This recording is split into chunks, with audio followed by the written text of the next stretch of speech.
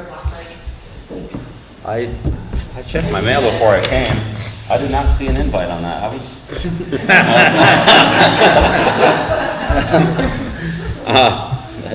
Council, that's for you guys to vote on. I don't. If you see us out there, feel free to stop by. It's Granger, right? Just swing on by. Yes. If you guys wish to discuss that anymore, I personally don't have a problem with that, but if somebody wants to speak out against that, do it now. It's the same, you've been doing that for years, haven't you? This is like the 5th year in a row. Yeah. We provide the road closed signs. Yep. All right, action to approve the request to close the street on Maplewood Drive from Sunview to Aspen Drive for a block party on Saturday, July 11, 2026 from 10 a.m. to 10 p.m. City to provide road close signs. Second. Okay, Hall, Yes. Cheechak. Yes. Bermal, Yes. Boss. Yes. There we go. Congratulations.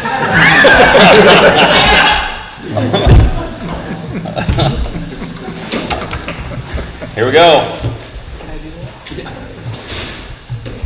Let's do this, Bob. 7:15, but we'll get out of here tonight. I promise I won't go over now. I'll be shorter than that. The water tower, we're down to pretty much the end of that. Couple little things to clean up. We anticipate we'll bring that project back at the July 8th meeting and close that out. So it's in service, and so it's operating. Once we get everything all done, we're probably going to change how we operate it. Right now, I think we're still on the pole, pretty close to it. Did you move it down? Oh, Okay. yeah. What, you want half full or? 12 foot, we're doing 12 to 7.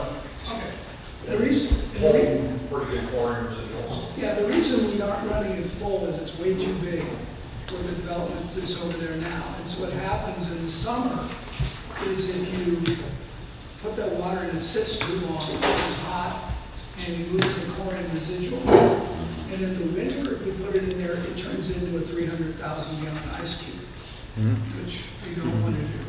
So we've always planned to run it less than full, and as we grow, we'll buck it up. So that's been the plan from the very beginning.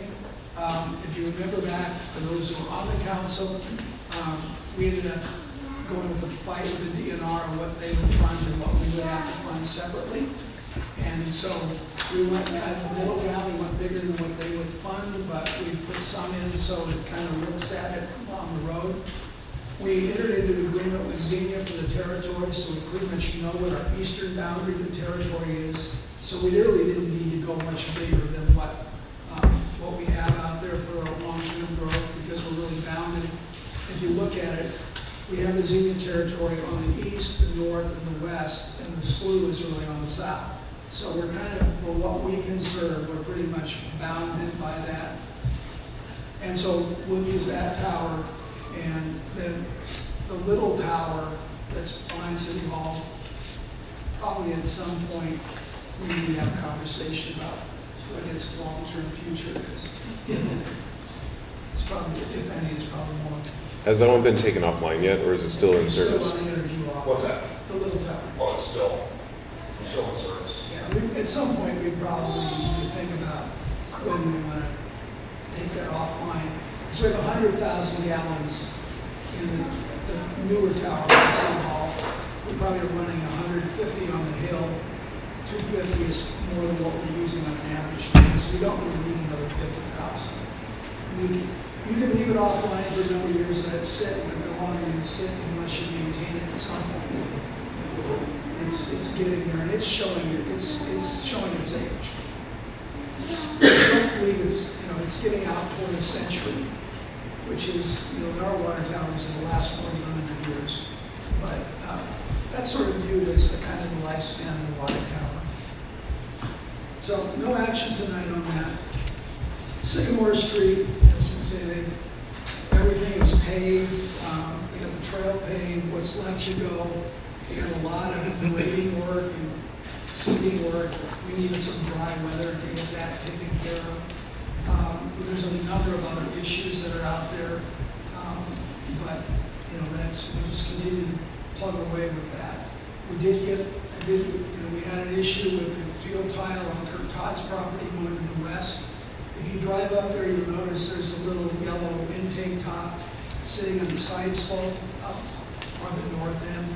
That's just an area, basically an air inlet at the north end. There's a tile that starts at the street and goes west.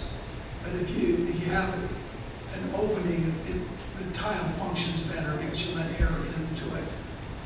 And so that's what that, it was buried, it's been brought up to the surface. The south one there down at the roundabout, there's another tile there.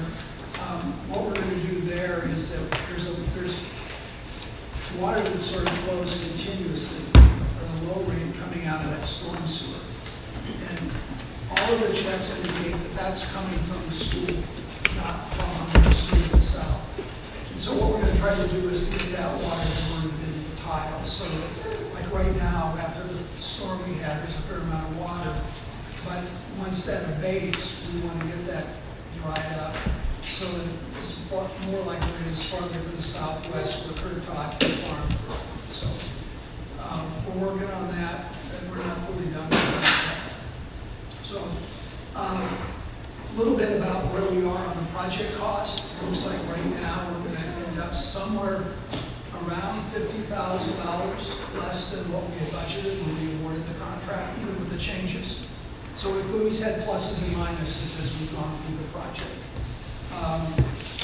We'll have at the July meeting, I anticipate we'll have some cleanup things or some little things that we've changed, a few $1,000 worth of things that we've done this spring.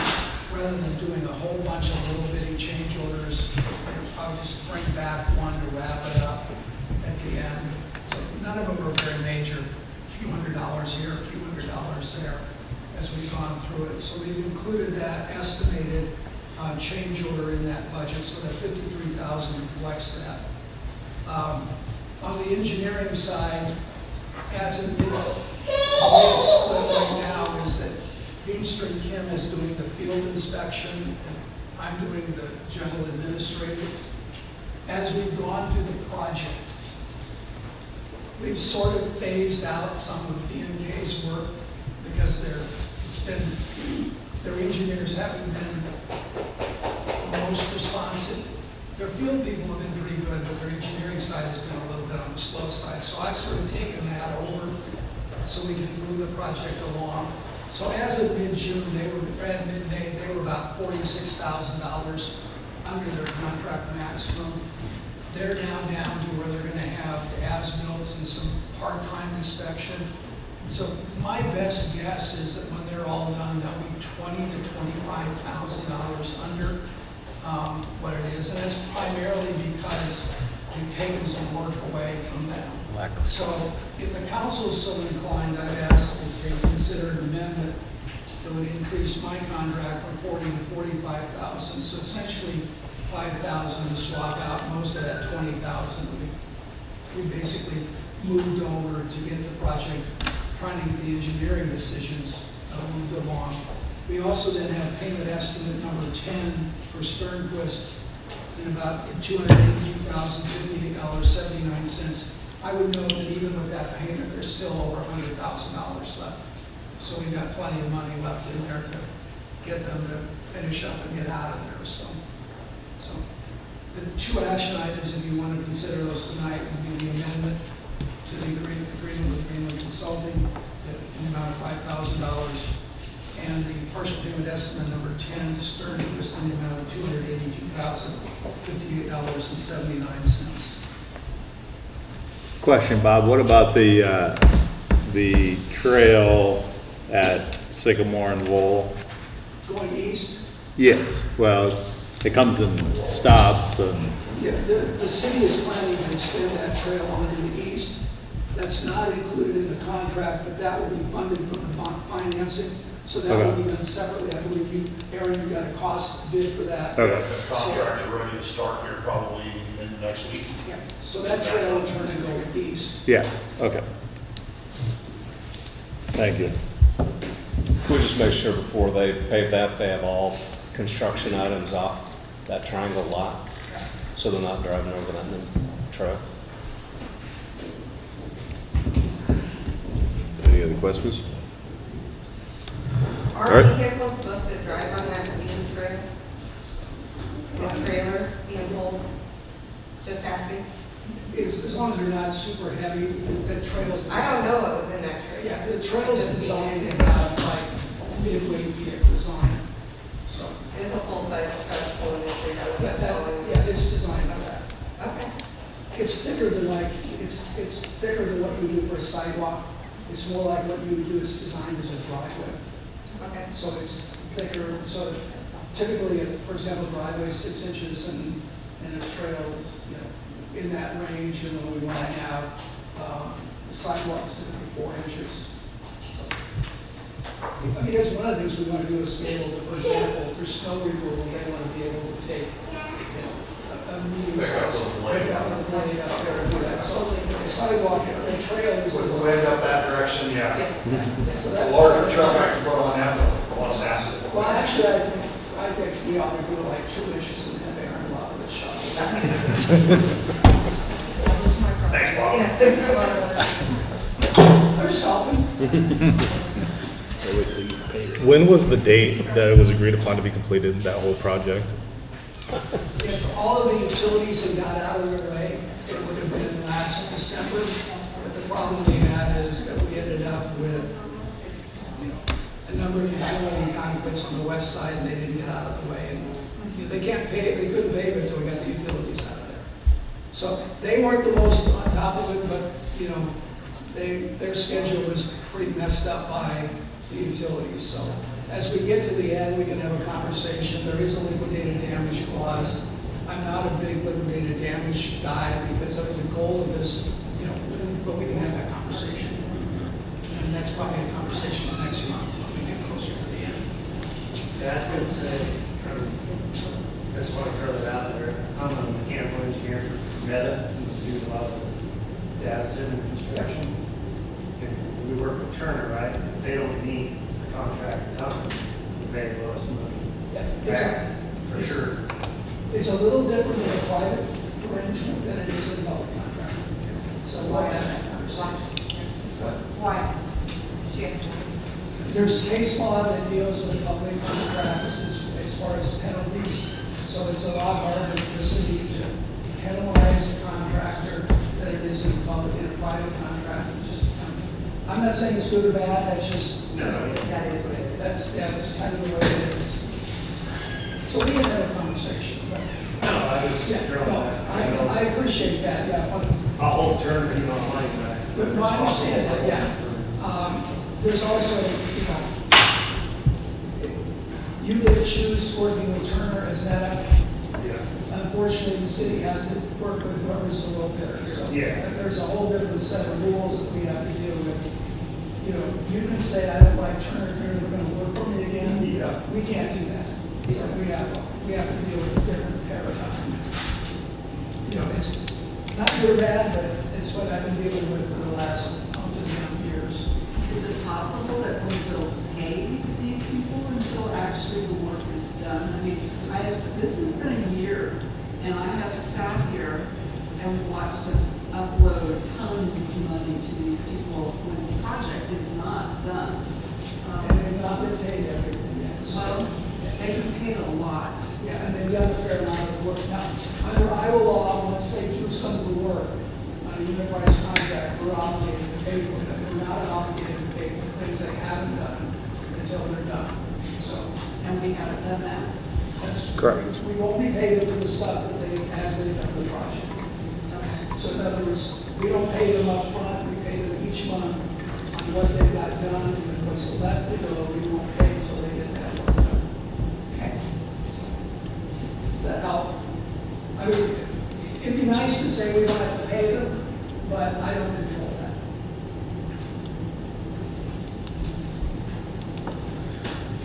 All right, I make a motion to approve the amendment to agreement for professional services for Sycamore Street improvement projects with Greenwood Consulting LLC. Second.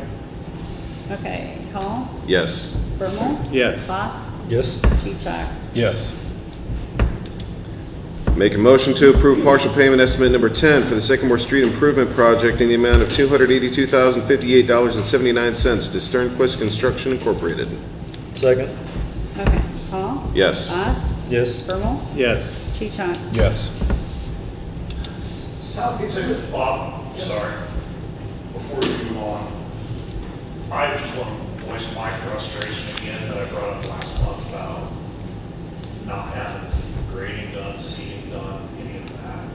We've had another 30 days of decent weather since we met last month, barring a couple of rain days, and there's been no action on getting any homeowners yards done. We were asked a month ago to get a manhole raised, fire hydrant raised, everything so they can get in and get grading and seeding done. Our end of that work was done immediately, and contractors are no-shows on days when it's 85 degrees and sunny. We're going to be done. Yeah. Thank you. Same, yeah, that's not done. It's frustrating on my I'm not end. disputing that. Yeah. I'm absolutely not disputing that in any sense. You're a little bit not true. They came by and scraped grass that was growing there. Now it's dirt and that's not right. And Well, level. half on our way down. Yeah. It easily could have been final grade, at least everything on the west side of St. Mark should be done, and we should have standard grass for all these property owners. Yeah. Right now, that's mowable, and they don't. I don't want to mow or have our grass planted in August and then have to deal with weeds. So this is ridiculous.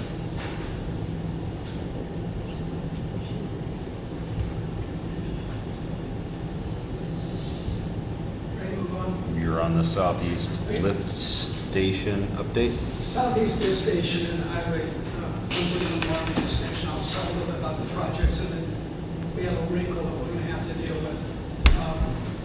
This Southeast Lift Station, you've been down there, the contractors built the road down there. They're going to start probably next week on the actual construction of that. Highway 141 water main project, they're also starting Monday. They've given notice to the DOT. So they're going to start, and they will probably start, you'll see pipes starting to get hauled in. And I think the first thing they're going to do is, there's a direct, right where the lift station is in Twin Eagles, we're boring that pipe underneath because we got to get by the lift station. So that work is going to start next week. We don't know exactly when the tunnel under the highway is going to start at the east end of the project. But right now, that's scheduled to start last week of June, probably the week of the 29th is the last I heard. They're hoping to be pretty much in and out of there by the end of July, early August. So that project's going to be quite long. The wrinkle we have in there is that the Iowa Department of Transportation has indicated to the city that they will not allow any improvements to Northwest 102nd. It would be property they own, or they will not allow the street in Beaver Creek Estates to connect to that. So that's a wrinkle. We have a meeting tomorrow with the developer. We're trying to set a meeting for week of the 22nd. So, I mean, we're pretty much, they want to keep, the last we knew, they're still going forward with the project with Beaver Creek Estates. They may be going back, instead of doing the east part first and then the west part, they're talking about going back and doing the west part first and then the east part, which is what their plan was from the very beginning up until about 2 months ago. Right. So we'll have to see if we play it out.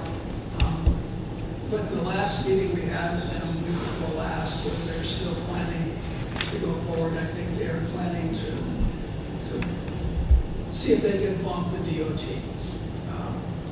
See if they can find some cloud to get something going on that. So nothing really on that other than that DOT is being in their infinite, cells. I probably can't describe it in a public meeting what my thoughts are. So. I can read your mind, Bob. Yeah, there's 4 years worth of negotiation, and never were we told we would not have access to 102nd. So I don't think this drops. I will be in touch even after July 2nd. We'll continue some legislative work. Granger's getting the raw end of the deal. That would mean that the only entrance and exit to that entire development is from the west then, right? The southwest? Eventually, when Highway 17 drops down, it'll be a non-issue because Highway 17 will drop down and you have Right. immediate access. But until that time, we were led to believe and told they would maintain access at 102nd until there was an alternative. Now we have a letter saying that's not the case. You cannot update the road or do anything to the road, or you have to disconnect it?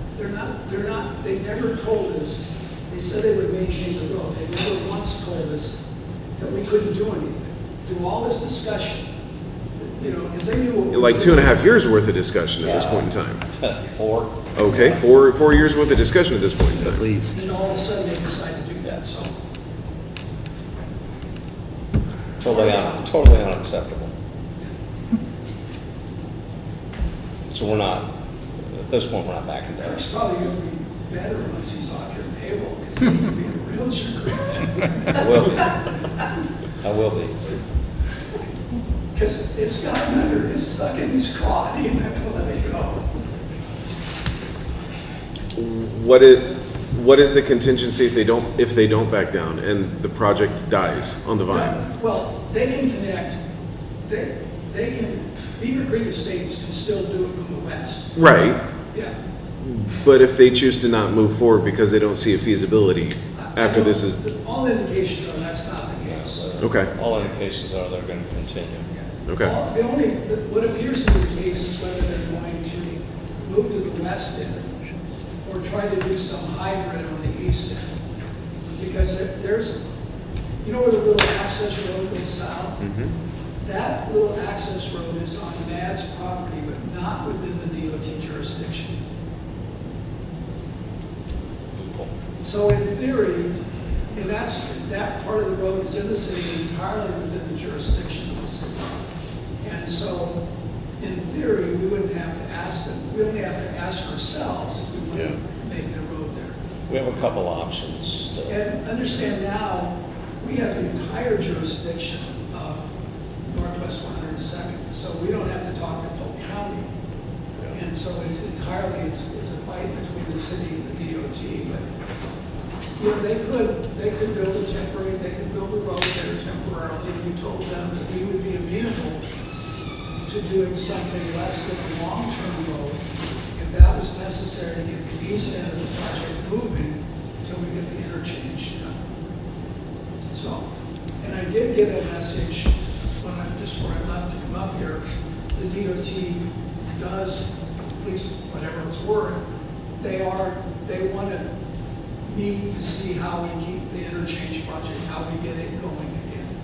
So I don't think they've given up on it. I think they want to move that one along, so we'll see where that one plays out. They're not, I don't think they're slow walking that one anymore, they're just normal confidence. My concern is obviously bore from we're starting work on Monday to get facilities down there, and Yeah, at this point, there's really nothing much we can do to get out of that. right, We've awarded the contract, we can back out, but then we're going to spend a bunch of money. right. So but all indications are that MAD wants to keep going forward. Okay. It's simply a matter of how do they adjust what they're doing. Okay. The Southeast Urban Renewal Area, amendment number 2, while we're talking about that area. What you're doing tonight is you're setting the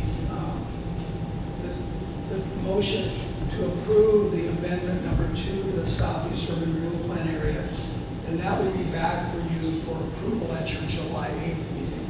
So what we're doing is actually 2 things in that amendment. Last year in September and October, when we did the first amendment, we tried to add like Northwest 102nd, the Myers property into the urban renewal area because we're building things in the right of way. And to funding the project through TIF, the project has to be located in the urban renewal area.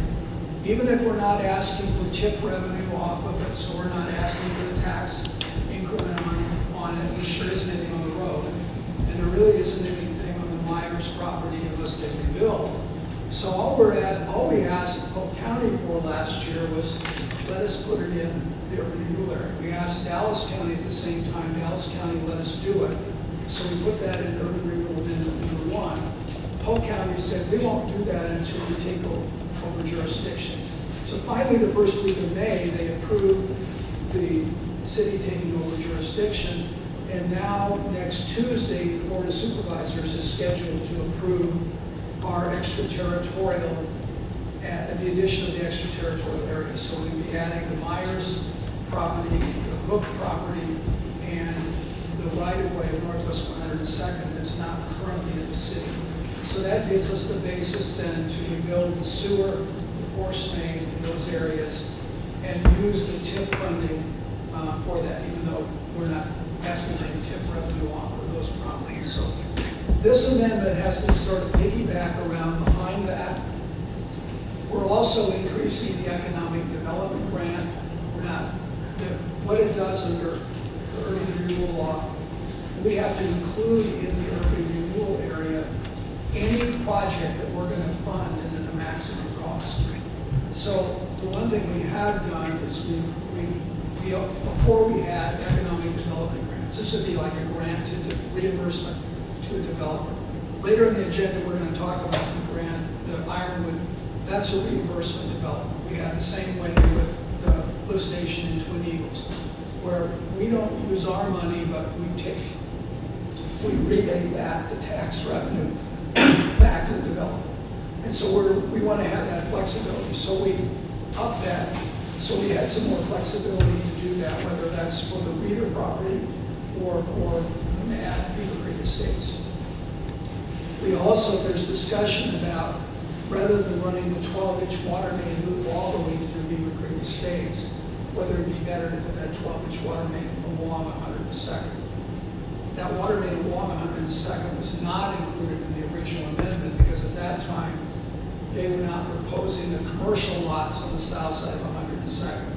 So as a placeholder, we added back in that just so we had it covered. So really what we're doing is three things. We're adding territory, we're up the economic development grant, which is still entirely within your discretion. Nobody has a claim on it. And then we're adding the water main in case that comes about. And so we're just adding that in. There's some changes in the urban renewal law. Some of them were effective in mid-May, some of them are effective in January of next year. None of those changes affect what we're doing here. So we're moving forward, getting it in as soon as we could. We couldn't do it earlier because we didn't have the authority from the county to add it. And the only territory we're adding are the ones that we had to get the county's approval. So, does that give you a long-winded explanation? And also with that, I think Kirk had contacted you about needing a meeting end of the month to get this in before the end of the fiscal year. Well, that doesn't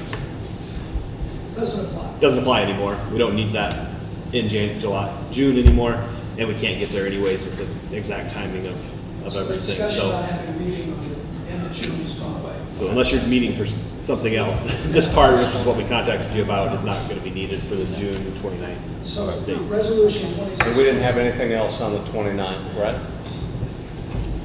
Okay. I think that was just going to be this. All right, yeah. So resolution 2628 is just setting the hearing for that. Second.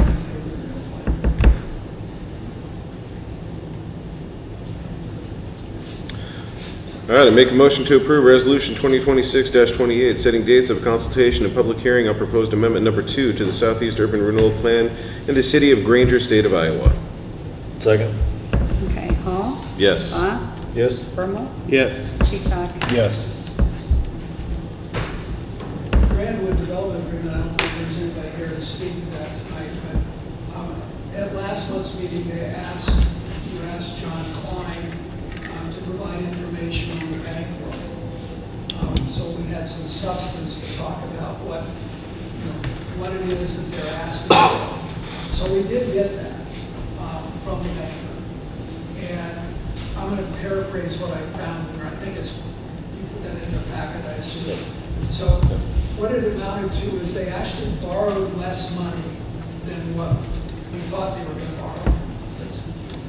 So if you look at where they are right now on the loan agreement, so right now from here forward to FY 38-39, they get 80% of the tax revenue, somewhere around $110,000 a year. The total tax revenue right now is about $136,000 a year. And so, and there's a $1.831 million cap. So there's a I'm gonna play out a few scenarios and we can see if there's any interest in it. And I don't have a dog in the hunt, so I'm just here to tell you what I found. If you leave it entirely alone, what'll happen is they'll keep getting that estimated $110,000 a year. And somewhere about FY 36, 37, so about 11 years from now, they will reach the cap of 1.831 million before they get it. And they'll still have about $200,000 left they're going to owe the bank. And the reason they're going to reach the cap is because they're just the higher interest rate, and so they're just going to get there quicker because it was assumed that there'd be a lower interest rate. So if you do nothing, it'll play out in about 11 years. They'll continue to get the money. They'll be about $200,000 short of paying off their bank loan. Another scenario I looked at is what if you moved it to 100%? In other words, you took it from 80% to 100%. They would pay off in about FY 34, or about 8 years from now. And they would get paid off and they would not reach the cap. Be just under the cap. So they would be about 1.81, something 813 as opposed to 1.831. The impact on the city is that you would lose that part of it. I looked at 90%. What would happen if you did 90%? Let's split the thing in the middle. If they split in the middle, they would get, instead of 110,000, they get around 123,000, about $104,000 a year. In the last year of FY 38, they would reach the cap. They would about $55,000, $60,000 they wouldn't get paid off. So what's the impact to the city? If you leave it alone, you still get the $26,000 a year through the end of the loan, into the tip agreement. If you go to 100%, you lose that $25,000 or $26,000 a year through FY 34, and then it goes back up to the full amount. If you look at the 90%, it's going to be, you're going to get half of it, so that you give up about $13,000 a year to about FY 37. So, you know, and there's other things you can look at. For example, if you say, we'd like to find some compromise for them, but we don't really want to give up our money right now, you know, one of the things we were talking about is, could you just bump the cap up? In other words, instead of letting them play it all out, you know, play it out till FY 39. If you take the cap off, so they don't get clipped with that, it looks like they'll get their loan paid off. It just takes longer, but that way they don't get clipped off by the cap, and yet you don't lose the money in the short term. Now, what does it do to you in the long term? It means those last couple, 3 years out in FY 36, 37, 38, instead of getting the full amount, you're still only going to get the 26,000. You know, so you know that's a ways out. Who knows what's going to happen in FY 36, 37? All we know is what's going to happen in the near term. How many years would we have to extend it?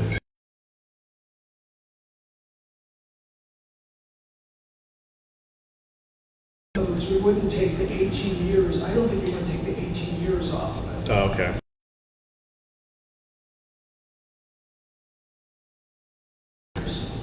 And we would just simply take the cap off. Their request last month was to bump it from 18.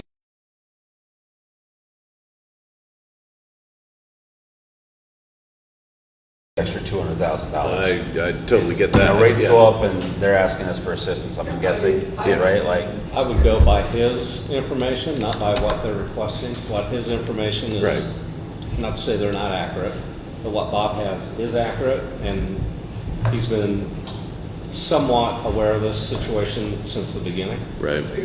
One of the frustrations dealing with them is they just throw broad strokes out there. I need more money. And so I've been trying to say, well, what does that really mean? From the council's perspective, what are the implications if you chose to do something? I'm not advocating if you do something. So, you know, if you want to do something, there are options. You can always say do nothing, you're not in violation of the So agreement. you're not Right, obligated to do right. So anything. that, I think that's clear. That's not You're us. complying with the agreement. If you want to do something to help them out, there are options available to you. And then I think you have to look at it as how important, do you want $26,000 a year for the next number of years? And maybe you don't get your full amount quite as early, but you don't have to take a short-term hit. Or would you rather take a short-term hit and get it over, like rip the Band-Aid off? So I don't, I'm not saying there's a good or bad, I'm just saying, if you want to do something, what's more important to the council? To keep the money you're coming now, which with the legislature monkeying with property taxes and allowing growth, that may be more important, and we'll deal with something 10 years down the road, 12 years down the road, 12 years down the road. If you want to do something, and again, I'm not advocating you do anything. My job is just simply say, this is what the numbers look like. If you choose to do something. Got to certify by November, correct? Have to certify by November. So if you're going to do something, you got to. We got till basically the October meeting. Yeah. Nothing's going to change between now and October. Because if you change something, it will not go into effect until the fiscal year starting July 1 of 2027. So, But we could change it next year or 5 years from now. Exactly. yeah. Yeah. And you can change it anytime you want. Yep. Yeah. The only thing is you can't. Just as long as you give us a couple months lead time to actually do the process of changing it. Yeah. Now, Yeah. you can't unilaterally change it. So in other words, you can't say, I'm going to give it to you for a couple of years and then just take it away from them. Because both parties have to agree to it. So right now, they're still able to make the payments, right? Right. Yeah, I don't think the payments quite cover it, but, they're still getting the revenue. There's no argument about that. Yeah, it's just coming up short a little bit each year. But again, to me, that's the risk you take with whatever Because- loan they took yeah, out. they made a personally. bad assumption at the I mean- beginning with the interest rate, right? That's what it comes down to? Well, I think The other thing that bothers me is we talked about being able to use that gym as a city when they were sitting here wanting us to help pay for it. And they were all about that, oh yeah, and we haven't been able to get in the place. Is that true? True. Yeah. But is that on the property owners or the people that are renting it? Both are different. I think what's happened is that the property changed hands a couple of times. And so the people that promised that don't have the ability. Yeah. I mean, I'm ready to move on past this. Yep. I don't want to spend all night talking about something that it seems like everyone's ready just to push down the road. Yeah, That's up to y'all. I think we can look at it in 5 years and see if anything's changed or whatever. Okay. But I don't think we have to do anything now. Reader development, we talked about, this would be the apartment building that Todd Reader is talking about. This would be getting the street connection from basically getting it up through the Reader's development up to 110. What we talked about last time was they estimated the cost at $712,000, and we looked at, similar kind of reimbursement agreement. This would be very similar to what we're talking about with Brandon School, except this would be a 12-year amortization at 6.5%.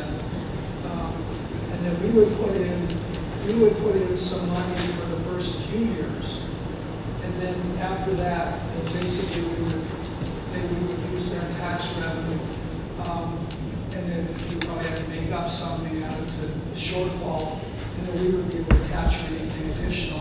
The idea is to give them the incentive to get the road in, which I think everybody agrees having a second connection out of 20 Eagles development up to 110 has a benefit.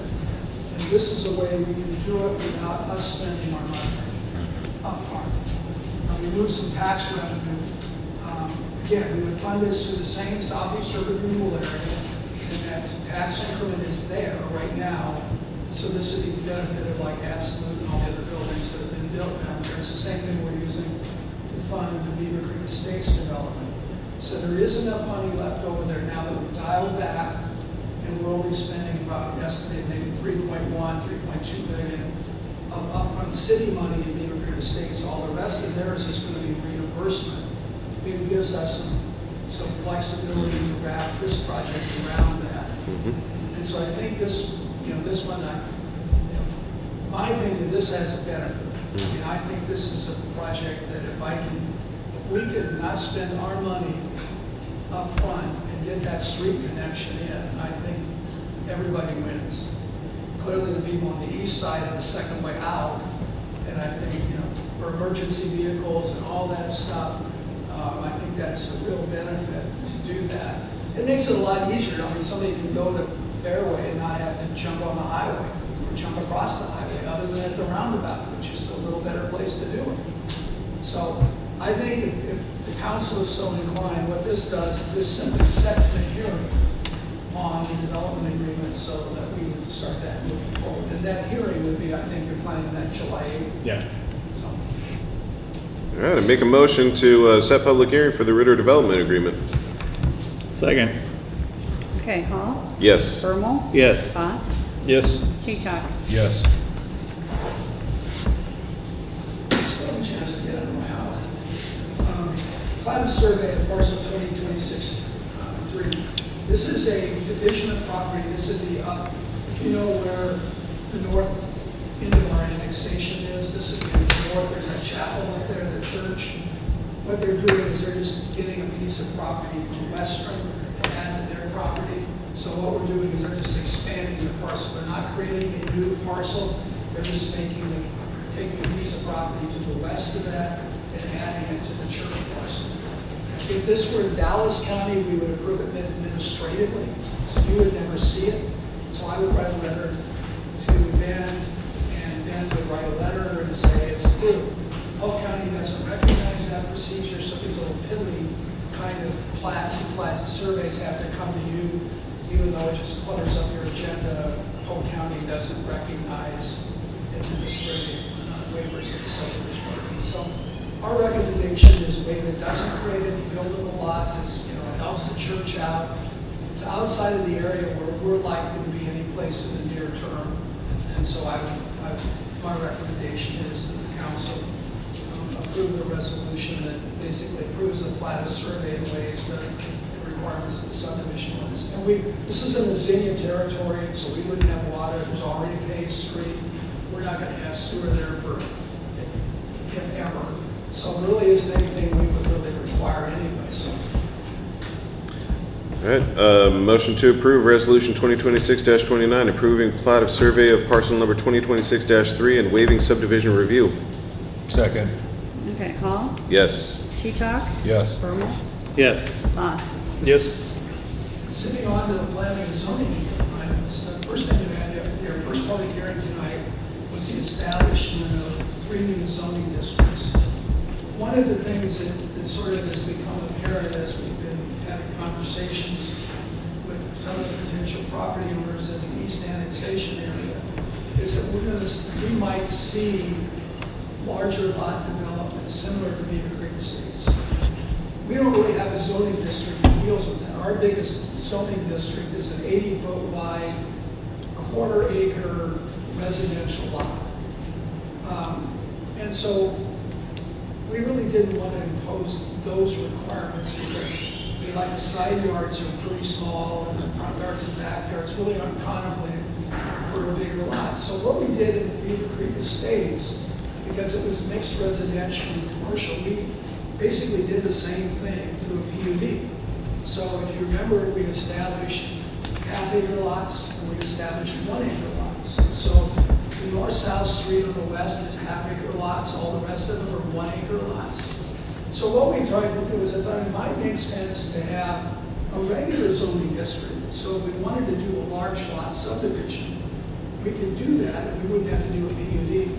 So what we did is we basically parroted the half-acre and 1-acre lots, which are the ES1 and ES2. And then we also thought it might make sense to have a 2-acre minimum lot because we had seen, particularly the Stensland development, who had predominantly, and I think they're all going to be 2-acre lots. So we created an ES3 district, which is a 2-acre lot. Again, it has a bigger front yard, bigger backyard, bigger setback. So they're just bigger lots, more custom than 2-acre lots. So this doesn't zone anything to be an estate lot. What it does do, though, is it gives the city the tools if somebody wants to do a large lot development. We can do it without doing a PUD. And I don't like PUDs if I don't can avoid it. So PUD has a purpose if I have a mixed development, and it makes sense.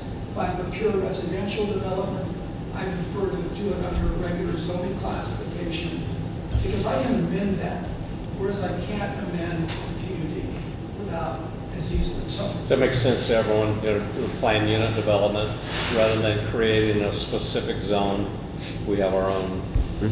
because I think with the east annexation area, particularly there's going to be areas where we're going to struggle to get sanitary sewer to. And we're going to see more large lot development.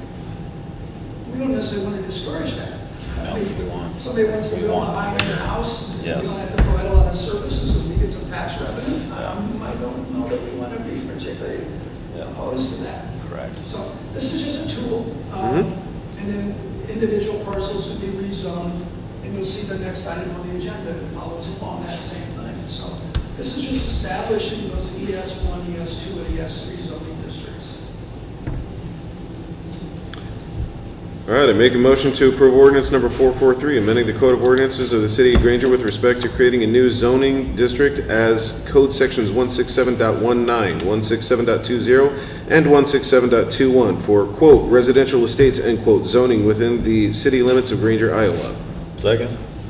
Okay, Hall? Yes. Boss? Yes. Bermal? Yes. Cheechak? Yes. In light of where things are, does anybody want to consider waiving the second and third reading and considering approving it tonight, or do you want to keep that back to July 8th? We do the second and third on July, that way make sure everyone's got their ducks in a row, Yeah. information that they need. Sounds good. Yeah, that's fine. We don't need, I mean, we'll have an action, we should have it by July 8th, but we don't need it before that. Okay. So, we've also received a zoning application for the Stensland property. The Stensland property is the property, they're the side farm by the Ziegler Water Tower. And they are proposing large lot, ES3, 2-acre lots. And so they have submitted an application, so for rezoning to the new ES3. So what you're doing tonight is simply setting a public hearing for the July meeting. Planning and zoning reviewed that at their meeting, and at their last meeting at the end of May, and they're supporting this. Have they changed anything from that original kind of drawing that we were showing? There'll be one tweak, because there's one lot that's just slightly less than 2 acres. Okay. So when they actually move forward with the preliminary plat, they'll have to tweak it a little bit. As we understand it, it's really no difference, they're just going to tweak a couple of property lines. Okay. To make sure that all the lots are 2 acres. Right now, if they presented that as a preliminary plat, it would be approved as a Okay. yes. But I think it's like 1.8 or something, so they can fiddle around with Okay. that. So from a procedural perspective, the appeal period for the approval of the annexation runs, I believe, on the 19th.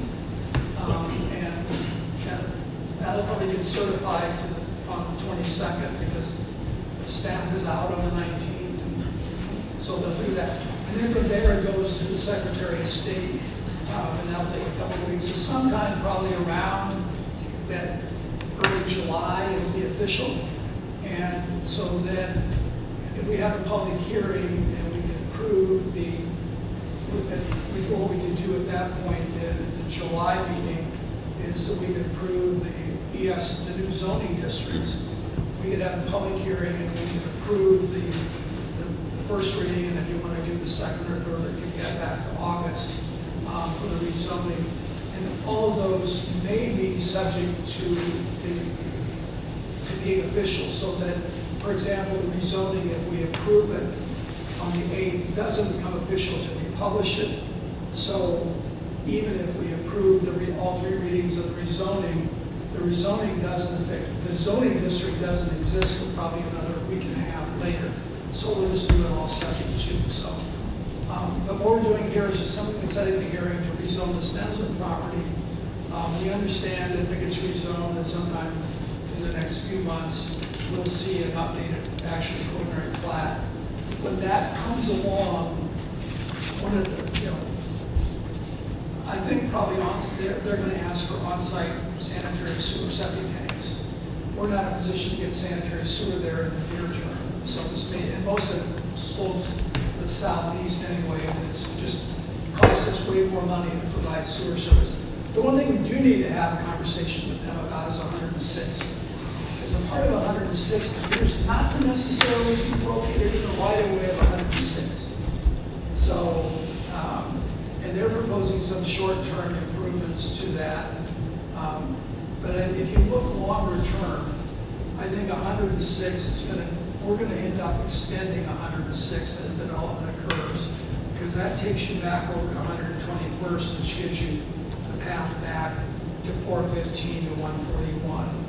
And so, and the Hope K property would also benefit from that. So, and they have indicated they're comfortable with access off of 106.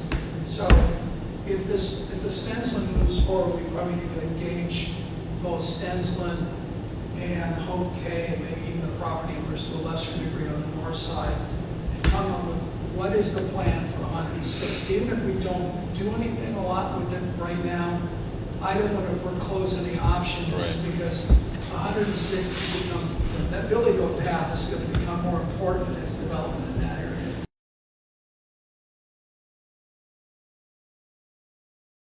Make a motion to set public hearing on the Stensland re-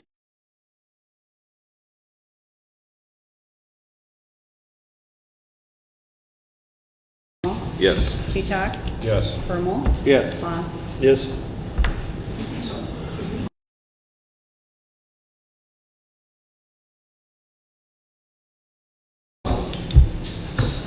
There's two, and I just heard generally talking, you notice when you read it tonight, there was essential corporate purpose and general corporate purpose.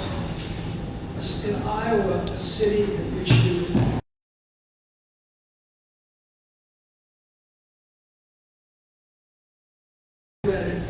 he talked about all kinds of streets, all kinds of sanitary sewers, stormwater drainage, and water. Those are called essential corporate purposes. The city can issue that debt, and it only requires city council approval. There's general purpose debt, which is like city hall, or public buildings, things like that, that the city council is limited in what they can do. Right now, depending upon the size of the city council can issue up to a certain amount of that debt, but there's a reverse referendum. So somebody can petition for an election. If you go over that, you have to have an election. So what you notice why some of that was split is we were dealing with essential corporate purposes, which doesn't require any kind of election, and general corporate purposes, which is at a level where the council can approve it. And it's fine unless somebody does have the right to petition for a referendum. So you really are doing two of the three kind of things that you could do, which would be essential corporate purpose, general corporate purpose within the limit with the reverse referendum option, and you're not doing the one which is the general corporate purpose where you have to have an election or referendum. So that's just kind of, in the way we do things, we have a tendency to talk about notes as opposed to bonds. What we've been doing, most of our financing is shorter term. So we'll do it for a period of time, and then we have to refinance it. So we're not doing it out for a full period of time. In Iowa, general obligation bonds, whether essential or general corporate purpose, can be for no more than 20 years. And so sometimes it's better when you don't know what the budget cost is to do some interim financing. It's like if you want to build something, and you want to build a house, you want to get a temporary, a construction loan, interim financing. That's essentially what we're doing, is like interim financing. And when we lock in the costs and the market is favorable, we'll probably go out to the market with permanent debt that would be up to 20 years. So it gives us some flexibility that we like to use so that we can look at where interest rates are at, and we don't borrow more money than we need, or we don't come up short and have to do another bond issue. So it's better to get the interim financing until we get everything all done, and then we can do permanent financing. Does that make sense? From reading the things, it doesn't necessarily, the proceedings that the legal counsel prepares doesn't necessarily give you what you're doing. They give them nice little legalese, but they don't really tell you what you're doing. So hopefully that helps a little bit. So of just kind of what you're doing. So the next items on the agenda are really moving forward. A refunding issue, a new loan issue, and a general corporate purpose bill. So that helps you kind of why they're broken down into different buckets. And we don't just do like one that's okay.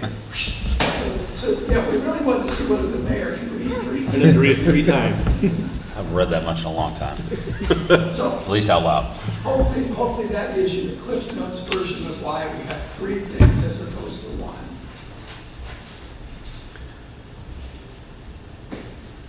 All right, I make a motion to approve Resolution 2026-25, instituting proceedings to take additional action for the issuance not to exceed $5 million general obligation refunding capital loan notes. Second. Okay, Hall? Yes. Sorry, was that Boss? I couldn't hear you. Chichak? Yes. Bermal? Yes. Boss? Yes. That's the same. Action to approve Resolution 2026-26, instituting proceedings to take additional action for the issuance not to exceed $4 million general obligation capital loan notes. Second. Okay, Hall? Yes. Boss? Yes. Bermal? Yes. Chichak? Yes. And action to approve Resolution 2026-27, instituting proceedings to take additional action for the issuance not to exceed $400,000 general obligation capital loan notes. Second. Okay, Hall? Yes. Chichak? Yes. Bermal? Yes. Boss? Yes.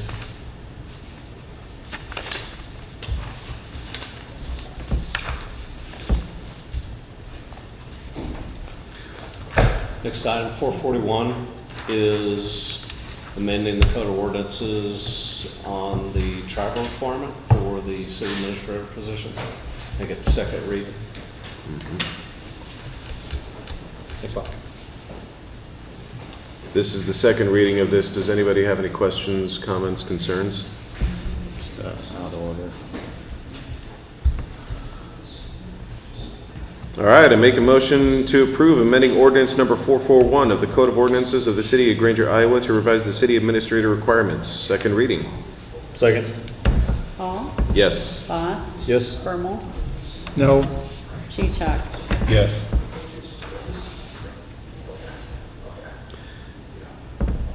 And I make a motion to waive third reading.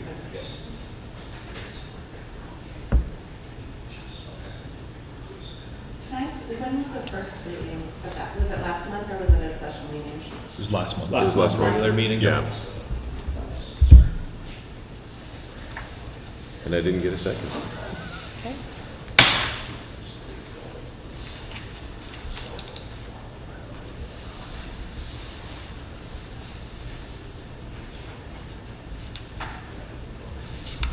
Good.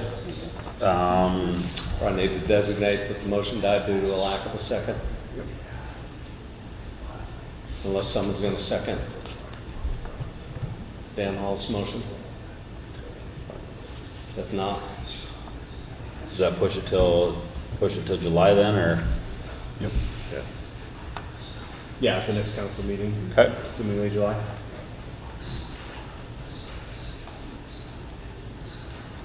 Cobra? the next item is just with me moving on, taking the option of paying my own insurance through, so I would pay all the full premium if I so chose to do that. Just want to make the city aware of that. Okay. Is there any action needed by us, or is that automatic? I have to call them and get the details from the insurance company. They have to pay the first premium 31 days prior to being effective, so that's coming up pretty quickly. Okay. And I think 18 months, either 9 or 18 months, I'm going to confirm with them, but it won't be, I won't be on it. We've done this for other employees that took retirement and paid, let them pay into our insurance. Yeah. On the public safety buildings, so. I would go ahead and have an action on that in Would case you? Kirk, in case Kirk needs it when he goes to them. Oh, We don't have to come okay. back. I don't know that you need it, but it's Be just so helpful. you don't have to come back again if they Yeah. question. Yeah, because the second would be too late. Yeah. Okay.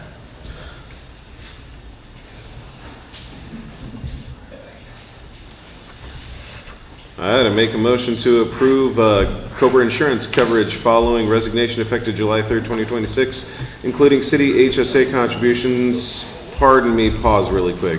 I forgot about that. I did have a question on the HSA contributions through July 31st. How frequently, or do we make HSA contributions once a month? Prorated monthly. Okay. Yep, I prorate it, January through June, and in July, I put the rest of the HSA in there. But I'm only getting 1 month. Right, correct. Okay. And you would be owed that anyway, since you were effective July 1st anyways. Correct. Okay. All right. Back up and let's hit it again. Make a motion to approve Cobra Insurance coverage following resignation effective July 3rd, 2026, including city HSA contributions through July 31st, 2026, and implementation of Cobra coverage effective September 1st, 2026. Second. Okay, Hall, Yes. Boss, Yes. Bermal, Yes. Cheechak. Yes. Okay, on the public safety building, Emily Blair's here, has been working pretty diligently. I wanted to give you guys an update and then have Emily answer any questions you may have. So, chasing a FEMA grant that could be anywhere from 2.8 million up to 5 million. As the interior of the public safety building being a tornado shelter. So they will pay up to, I mean, very likely that we could get 50% or more of the building paid for by having the interior of the office side built. Now the part that I wanted you to be aware of what we had to do is FEMA requires, in order to apply for the grant, your plans have to be up to like 90% completed. So we reverted back to the Atura plan, which is fully completed, are working with them to submit that using, I forget the square footage, but basically it's almost the majority of the office space that would accommodate how many people? 5? We get 507, and that has 3 wheelchair. Yeah, so 507 inside. And she's being told, which Bob says everyone's told this, but we are nationally within the top 10% of eligibility. So right now, we're not spending any additional money. Atura is helping us answer some questions and get through that. And Emily's working on the grant, seeing if we can't get that submitted. The council could then say, okay, we're going to receive the grant, and if you take off the 2.8 or whatever the number is, what is that final number that could build the building? There could be some modifications to the structure that's there, but we didn't want to have to spend engineering anywhere else to get qualified for that grant. So it's the Atura plan, and gaining some pretty good momentum. Anything, Emily, you want to follow up on with that? Are there any questions about it? What's the matching percentage that we would have to pay? So the federal match, federally, they come up with 75%, and then the state will do 10%, so we're left with 15% of the tornado safe room. Okay. So that's not the entire building, it's anything that's included in the tornado safe room. But they finish out the inside also, Yeah, so some of the main that's- structures. So it could take, I mean, you could take 40.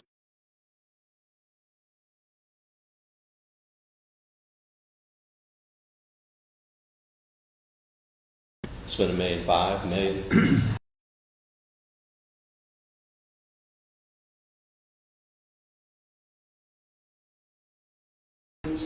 the tornado safe room, they have to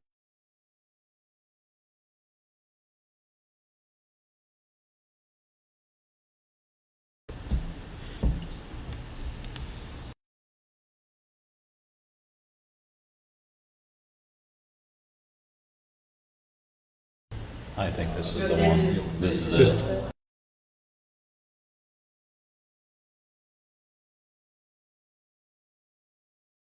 They had a lot of specifics already built into the plans yes. for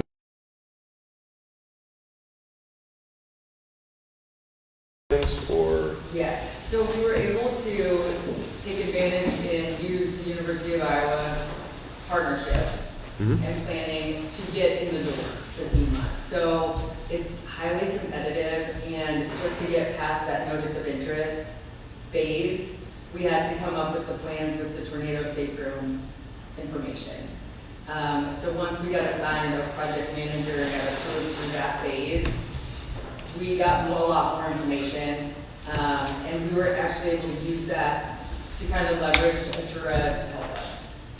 And so using Atura to kind of look at the U of I stuff, Atura has worked with FEMA and with our project manager for Homeland Security before. So we're not paying them any more money. They're kind of adopting, just like U of I did, those tornado safe room things that we needed to say and everything in it to get us to the 90% shovel ready. So, The University of Iowa is a schematic. It's not a 100-page full set drawings. And so to get to that point would be probably another year. yeah, we would have to actually have the architect sign off and look at the U of I and spend more money to get there with them. So,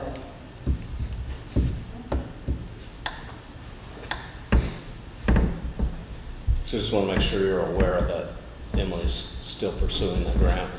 Meeting with the grant team and Atura, and right now they're telling her that she's ahead of other communities. So we'll see. Hope so. It's a lot of money, folks. It could give you something to think about if we're awarded it. You potentially, and there are other communities that I've been involved in that build a pool house, and the entire pool house was paid for, but it was a storm shelter. So this is kind of going along with that same concept.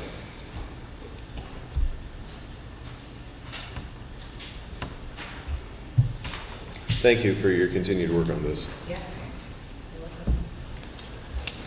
I had sent out an email request from the Brenton Slough group and wanted to get your feedback. If the council wants to pursue that, we'll need to assign someone to sit on that group. They're looking at how to do, and if you read through the information, Metropolitan, the MPO is planning organization is heading this up for Polk County, Grimes, Johnston, Granger, kind of looking at, and that in of itself is a benefit because the MPO oversees planning and transportation planning for the metro, and so having them at the table, including us, including Granger, is a positive thing.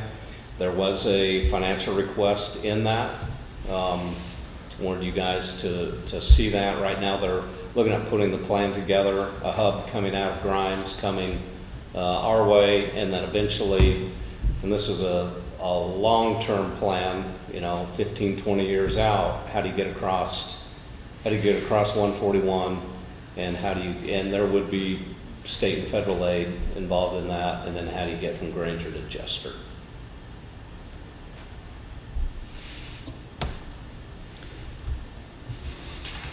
Okay. We got questions for Kirk on that?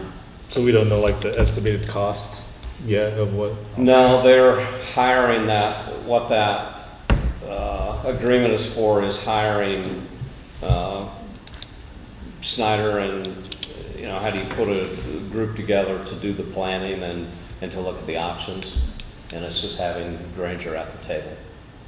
I just want to make sure Bob and I have been meeting with them for probably about 8 months or so, learning about about it, and now they're at the point where they're looking to take action.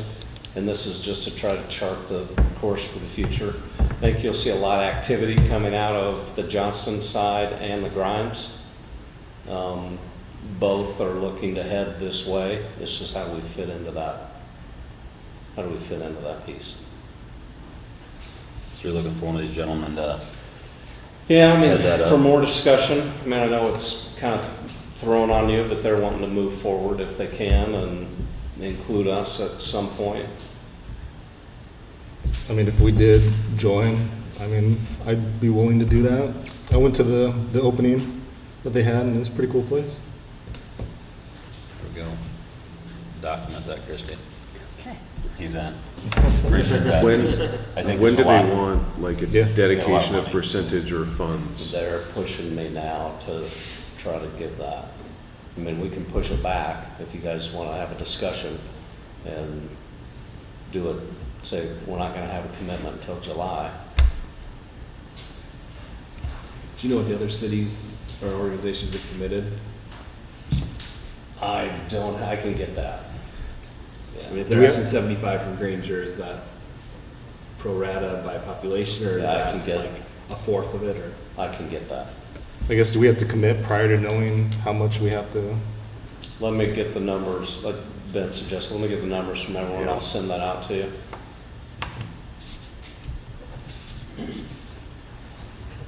Yeah, you good, Kurt? Yeah. I feel like some people wanted to talk about this next one. Is this the prohibited parking on Sycamore conversation? What? I think this is just a conversation, right? Yeah, just a conversation. Okay, so discussion on possible action regarding directing this, city attorney prepare an ordinance prohibiting parking on Sycamore Street from State Street north to the city limits. I just want to say thank you for the new road and Yeah, we're not complaining. yeah, That was 19 years ago. Just the dirt work. and the, yeah. It's like, the bike trail is just, it's so awesome. Yeah. But we don't, I have a collection road, so people can park there, but, you know, all the people fall in the grass or something. But we don't have a side roads for people to park. We don't have side streets, they're Yes. like just one stretch. Yeah. And so there's no place for us to say, oh, just park around the corner. They're gonna have to walk 2-3 blocks, or we go through the shuffle, so they can use our driveway, you know, and then we have to go get our vehicles later. We don't have a side street. And to be honest, we've been living there 19 years on Seal Cove Road and parked on the side. And not once was that ever an issue, and that was a way narrower road, way narrower. And as far as volume of traffic, we have seen that influx over all these years. And my biggest beef with having a vehicle there kind of makes the driver more, right? They gotta slow down a little bit, they gotta pay attention. I love that the sidewalk is on the opposite side of the road, because that's where all the children will be. That's the side of the city that the schools are at, not our side. I love that it's over there. That was a great plan. The speed of the traffic is a huge concern for me. First of all, at White Oak and Sycamore, that needs to become a four-way. I think That is that's a the plan. runway from that culvert. I think that's the Okay, plan. oh, thank you. Because right now, Yeah. they're coming in, they don't hit the brakes until the culvert. When they're leaving, they hit the gas, okay, they hit the gas at that culvert. That is a runway in front of us, and it has been this whole entire time.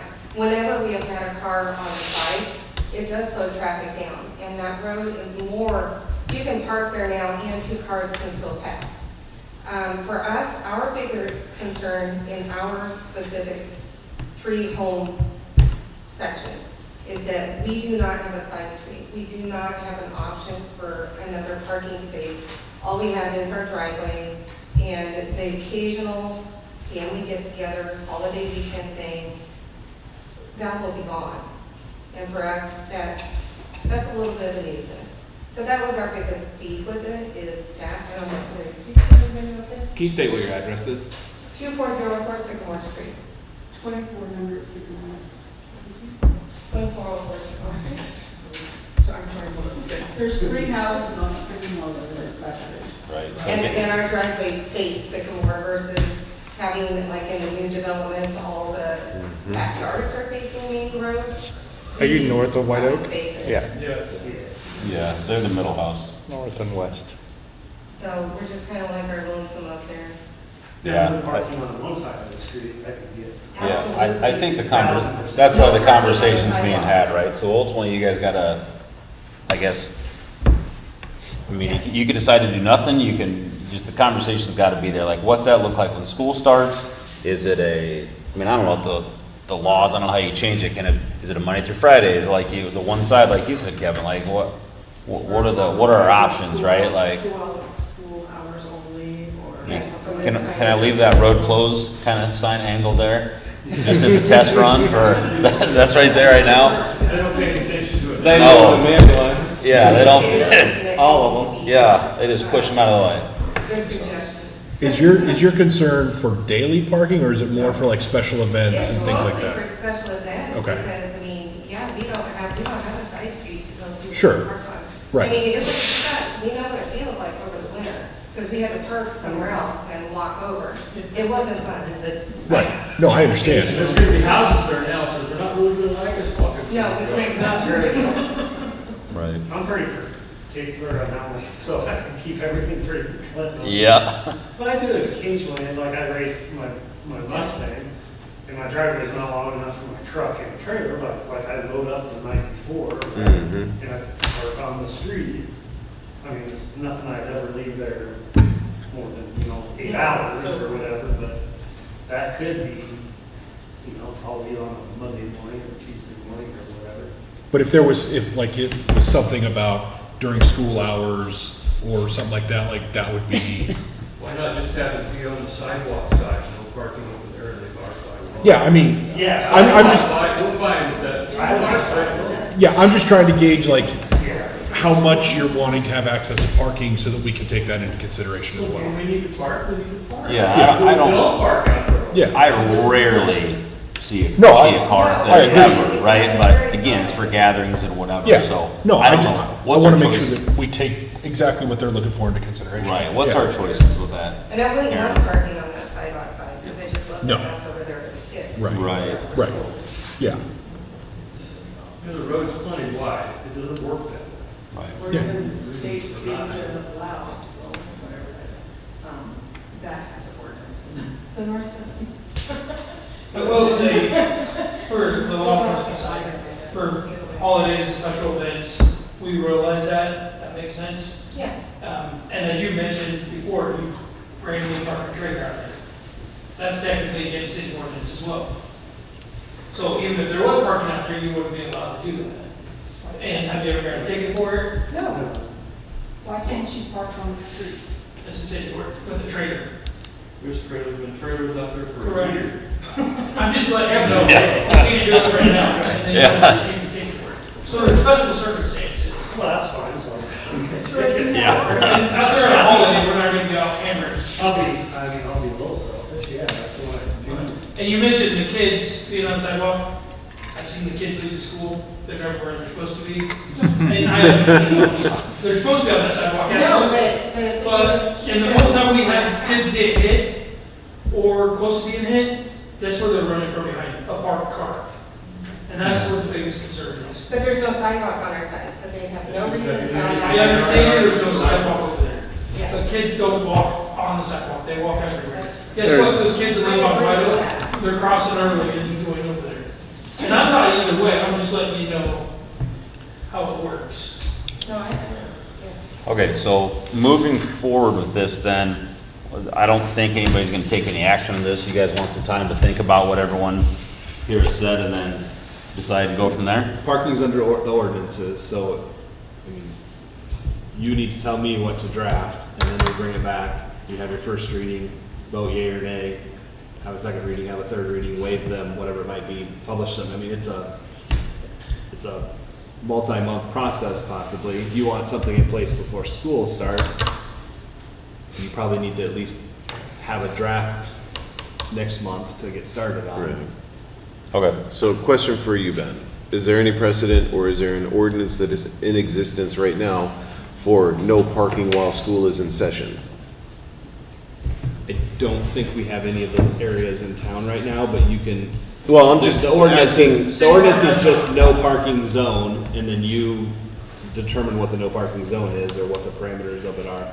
Well, the reason I indicate while school is in session is that gives a caveat for winter break or spring break or technically weekends now that I think about it, although I'm not sure that would make it a nightmare for you. I mean, you'd have to figure out what you want those parameters to be. Right. What happens for special events, you know, like big concerts at the school and all of that? Like, is that? School needs to provide parking for that. Yes, we should provide parking, but that's going to cause another issue if we allow parking, that's where all the parents are going to find. Right in front of your house. Yeah. Have we done any research It's on the east on, side. I don't care if they're parking on the east side of the street. That's a sidewalk. I don't care if they park in front of us for a special event. I mean, it happens all the time down by the churches, you know? Yeah. That doesn't bother me. I mean, This affects the entire road from State Street north, not just one block. Yeah. You can leave park. You know, I can leave park, don't get this into it for people, who do like that. have you guys done any research on other cities, what they do? Like just driving in Des Moines with work, I drive all over, and there's multiple areas where there's like a school, there's cars parked all down the street. Have we done like research on those cities and those parkings, and then also like, has any kids gotten hit? And I mean, I get where they're coming from, I get where you guys are coming from. So like, do we have any, you know, research on the no parking, / parking, has kids gotten hit in different cities? It'd be nice to see some of that stuff in the city before they just say. You can find either direction that you want to support. Yeah, give some direction what you want to support before just stopping something to try to prevent something, because. No, and I would agree with that, because like Easton, for instance, I picked up my niece and nephews over there. And their elementary schools are within residential neighborhoods. And you see those cars backed up, blocks, to pick up. And there's parking on the streets, but I believe there was sign posted too during certain hours. Mhm. You know. Yeah, so just some research behind a stance you want to take for the city would be nice for the community. Right. I think I don't ultimately. even live over there, so I'm just. You drive around the high school, up the road here, and you can't park through 3 blocks of that building. No joke. So, And Sycamore is maybe not your standard residential street, right? You're planning it to be an arterial street. If you look at those kind of streets, how many have parking on them? That's a way to get north and south in town. It's not a low traffic residential street when you're looking at that, so it's another thing to throw in. Okay. Well, at this time, I do not wish to make a decision or pass. And you don't need to anything make a decision in new. open council. I mean, No, I just want to anyone- hear what they had to yeah. say, and I'll go do some research on, talk to some people and see what I want to do moving forward. I'm just saying, you don't need to direct me in open council No, meeting nope. to do something. You can just let me know, hey, draft an ordinance Yep. for next Yep. month, here's what I'd like Yep. to see, and then we can you can discuss it from there. Yep. Okay. Thank you, group. It's an arterial street. I get that and everything, because we only have 2 main streets. There's State Street and that. But I still feel like this is residential and not to be treated like commercial. Well, and truth be told, when your house was built, that was probably the intent of it. That was going to be the beginning of a larger development or something along those lines. Yeah, this is actually what we're, waiting for, you guys, that's what we were told originally, right? I'm sure it was, yeah. 2007, yes. Yeah. Yep, so, But we love the street, so. Now that it's finally done. And we have a driveway. You just want some dirt and some grass. Yes, Okay. Thank you for coming out, guys. Thank you. Yeah. We appreciate it. Oh, we find a truck? we're selling trucks. selling a Get rid of truck. the one? We got rid of one. I Okay. got one bid, yeah, so I got rid of one. So Hey, anybody that would like to put another bid on, the Looks second like- one I would gladly take. looks like a good bid. Yeah. I'm It's- happy with it. Yeah. That's very strong. Yeah, How much? I feel like that's right. 20,000 stronger than I thought it was gonna be. No, I think that's what you originally thought it was I was gonna. hoping 50, 55. Yeah. Oh, good. Yep. How much did we spend on when we bought those? That was before my time, I don't know that offhand. More than 54. Yeah. Do you remember, Chris, what that original bill I'd have to was look it up. Fully outfitted back in 2020, I bet you they were 8,500, somewhere around there. 80 sound rings a bell. Yeah, but- 75. yeah. You meant 85 grand. Wow, 55. So which one do we have left? We have We have the other 5,500 left. Because we had two of them. They were basically identical to each other. Yep. Yep. okay. I was really hoping they would both be on this, so I could come to you tonight and say, you're sold. Right. We're going to buy the other truck. But, Yeah. Here we are, another month, so I'll try round two and get rid of that other one. Did they know which one they want? I think their bid said either It one said or either or, I'm gonna Yeah. let him come out and look at their, I mean, they're within 1,500 miles of each other, so. Yeah. What kind of truck is it? Brand new, 500. With a dump box on the back.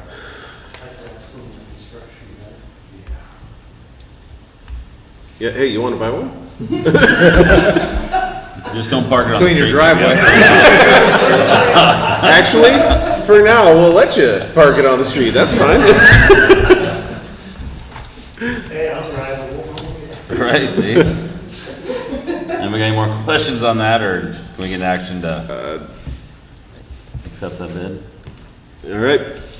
Make a motion to accept bid for purchase of one 2021 Ram 5500 truck from Dirt Tech in the amount of $54,000. Second. Okay, Hall, Yes. Peacock, Yes. Bermal, Yes. Voss. Yes. Automated license plate reader. What do we got here, Joe? Yeah, so they went through the Dallas County Sheriff's Office, Motorola, they contracted for the whole county, and the sheriff, Fontaine, reached out to me and wanted to know if we could put some in town. So the Motorola leased, or sold these to Dallas County, so Dallas County owns the cameras, they're not leased or anything, they're not gonna cost anything to us. The data that's collected is actually saved by Dallas County, nobody else has access to it. So it's not part of the flock cameras that everybody's been complaining about. The data is saved to Dallas County, it's only saved for 90 days as well. What are they gonna use it for? I'll get to that. So the Dallas County saves it, and if anybody wants access to it, they have to go through a process and actually have to contact the sheriff's office and apply it. It's like getting a criminal history. You have to have a reason for it, and then put your name down, your agency, and your reason for it. Like, I just can't go and get a criminal history on anybody. It has to be for like employment or for investigative tools. Same with that, it has to be for investigations. The cameras can be used for active warrants, like somebody driving by active warrants, stolen vehicles, like the Amber Alerts that we get on our phone. They'll notify somebody like, hey, this vehicle just drove through this area. For example, like Des Moines just had a homicide, and they solved their homicide because of these cameras. And I think it was in Austin, Texas. They actually had an active shooter going around town shooting people for about 12 hours. And their neighbor and agency had these cameras and was able to track it down within minutes and stop it. So, like I said, the data is secured at Dallas County and it's not sold. It's not anybody that has access to it. It's used for investigative tools only. Are they looking to put like 2 in town, or how many are they looking to put? I think it was like 2. Just on and it the- would be like kind of busy streets in town. Yeah. And it would be a 2080 agreement, so we would be charging nothing, but we'd have access to it. Especially with the smaller agency, we got 3 people. It's kind of another tool for eyes for us to be out on the road. Like when Granger Motors had those vehicles stolen, we could have used those. Actually, I did use those. I contacted a guy in Altoona who's kind of in charge of the whole metros, and he went through and found them and tracked them going south on I-35 for me. And that's how I tracked them down to Kansas City. Wow. So we're not the only community in Dallas County that they're making this No, request. Perry's, they're talking about it right now as well. So we cannot cannot use these for speeding tickets on? No. They're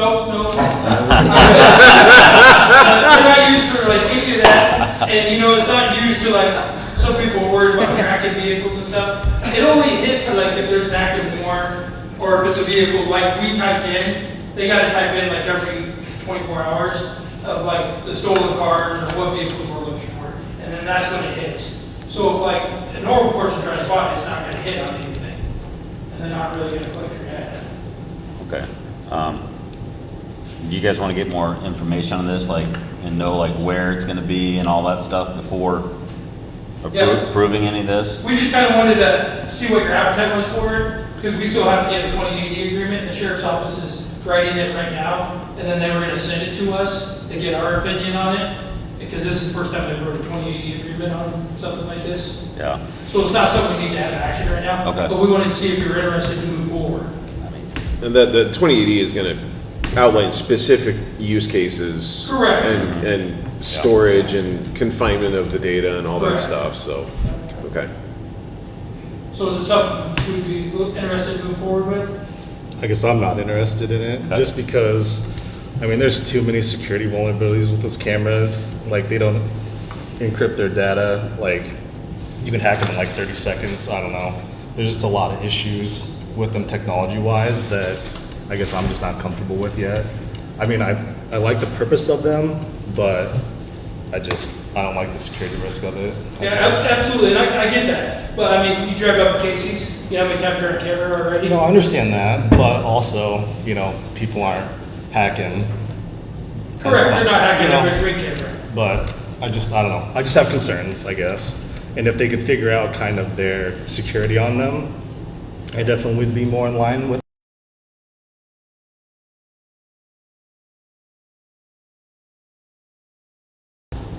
And I'm gonna be honest, their security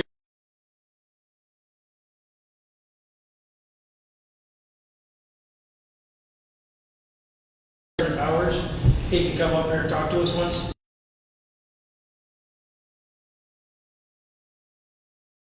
An idea maybe what you want, write me individually if you're wanting to possibly.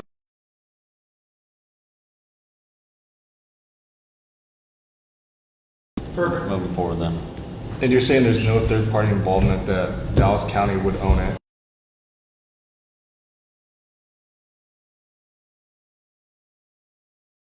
Get access to But I it. guess who's holding the system that houses all that information? Because Dallas County's not gonna create a, Yeah, they're, right, so I I'm guess. sure it's Motorola. Sure. But they don't have,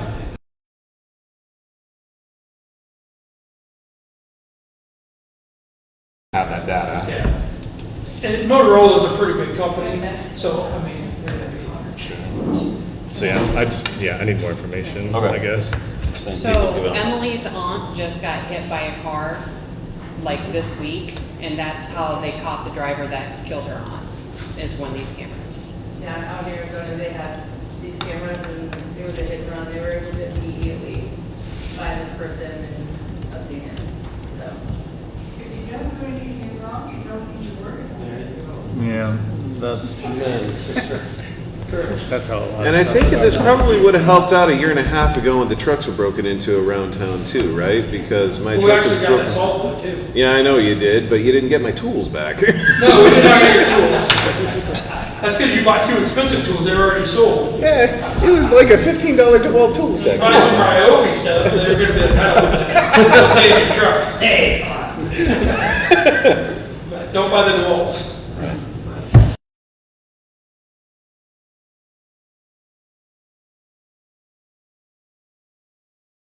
Went down and did, Clark County did a mock active shooter, helped them with that, kind of walked them through that. And then we did a training down in the metro with different agencies, fire department, CMS and stuff, and I assisted with that. Any questions? I don't think so. Thanks, Joe. I can stay for an hour and talk.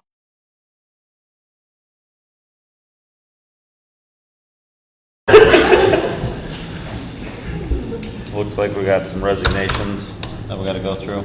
Yep.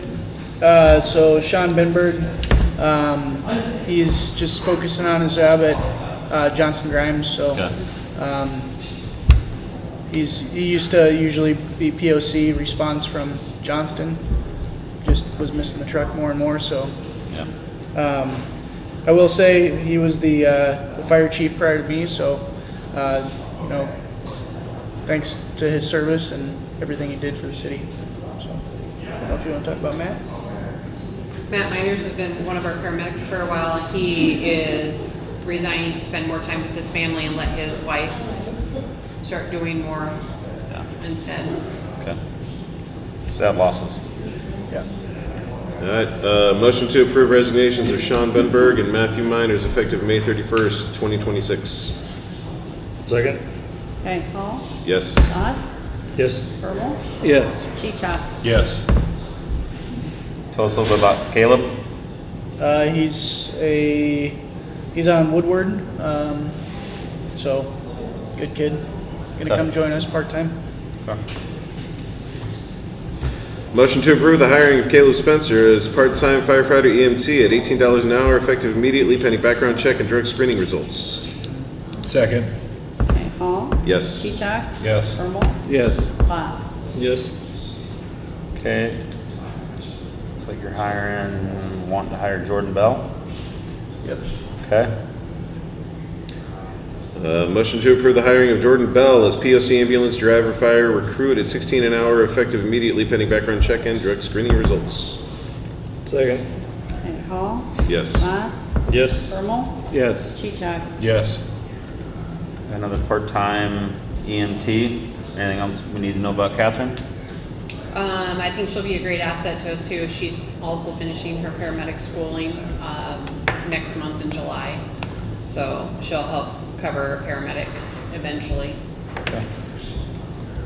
All right, motion to approve the hiring of Catherine Tyson as part-time EMT at $18 an hour effective immediately pending background check and drug screening results. Second. Okay, Hall, Yes. Chichak. Yes. Bermal, Yes. Haas. Yes.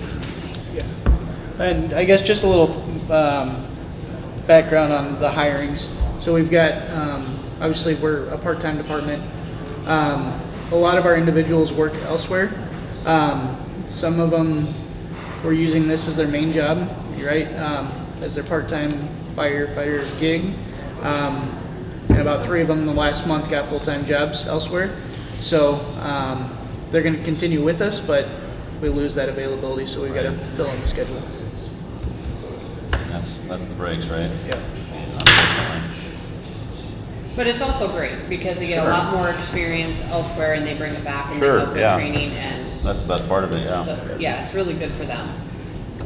But it helps fill my pocket to call when we need people. Talk about E then. Yeah, so this is, the chiefs and the mayor met in Kirk about a week and a half ago. We worked on a process for grant approvals, so some of them we'll handle internally when we feel they need to go to a further level. Obviously, we bring all grant approvals to you guys, but some of these we feel they need to be, the grant writer, who is Emily, needs to be compensated for those grants, and this is one of them that I asked the mayor to bring to you guys. So I think she asking for $500 for her work that she's doing on this grant. Yeah, I feel like the amount of work that she's put in on this sometimes is almost like getting paid like a school teacher. You know, it might say you're getting something, but all the meetings, all the stuff that she's been doing, I think 500 is beyond reasonable and fair for the amount of work that's been put in on this. So I guess I would ask that we pass on, or have a motion to approve that. Yeah, and this is for the air packs too, so it's like a $250,000 grant if we get it.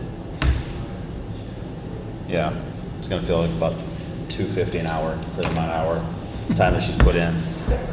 So, again, that's up to you guys. And Emily's obviously here, so if you have any questions, feel free to ask her, but she's doing a ton of research behind the scenes. Yeah.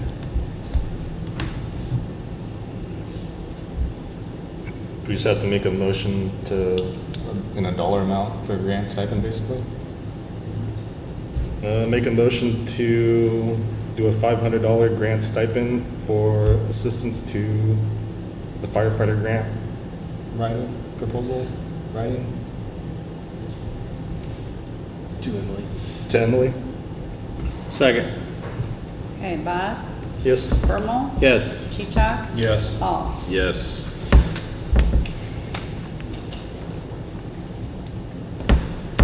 Oh, sorry. The one, no, this is the one that's, I feel like this one's been looming out there for quite some time. Yeah, so, was reached out to by Carl's Emergency Vehicles, with this, Chevy Tahoe. They've known our limit, with our grant. So, Van Hall and, Chief Durner went out and looked at it.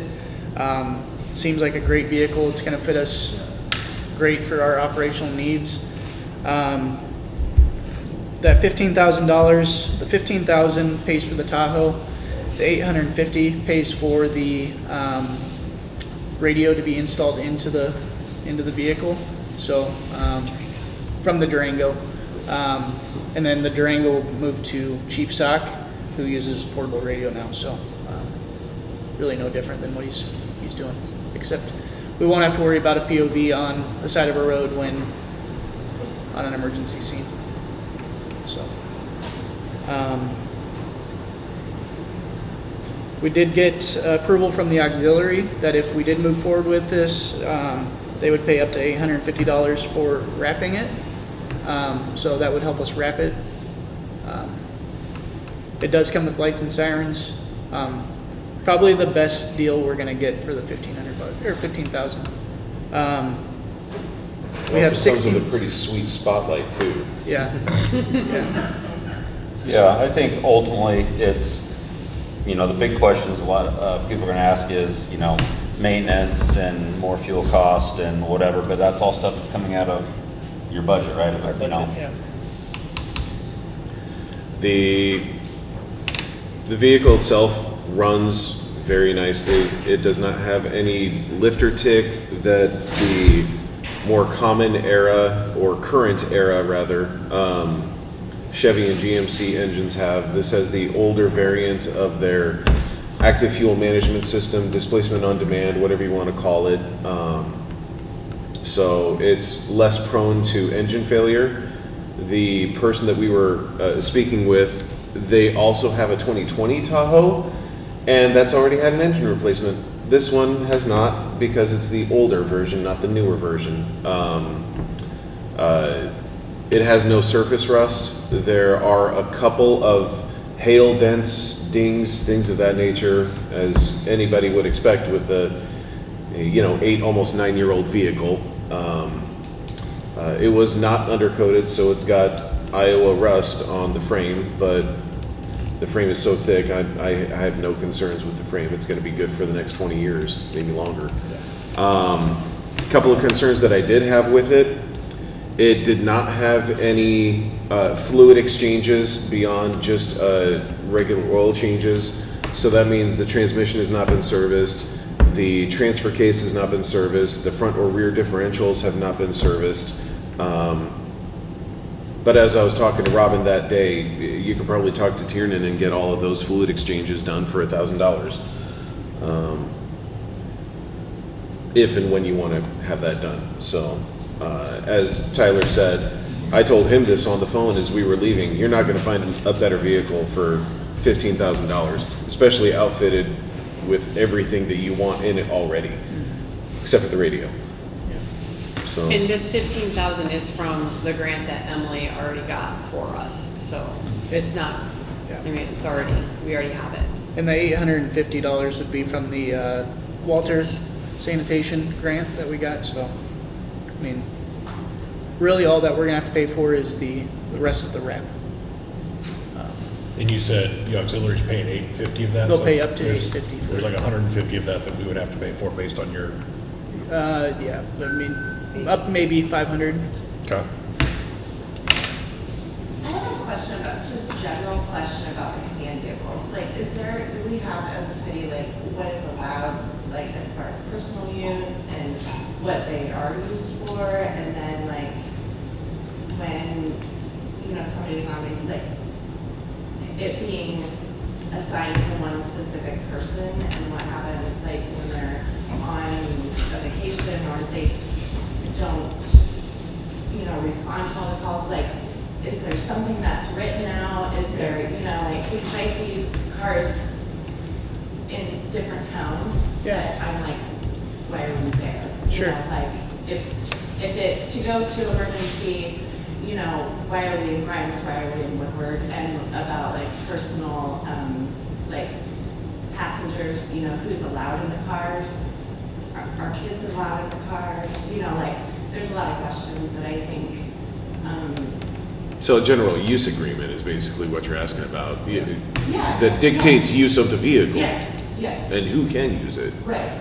Do we have anything like that? I guess I don't. I don't know if we have anything in writing, but when we're on vacation, our command vehicles, usually go to another officer, which would also take them to, I know my captain's in Dallas Center, so he'll respond from Dallas Center in it.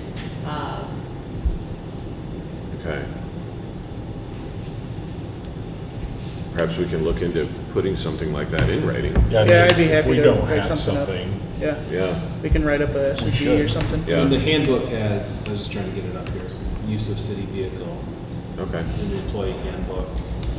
And we do run the Grimes for, you know, a Menards run or, Right. you know, different items. I take mine to Des Moines to go get my drugs for the ambulance.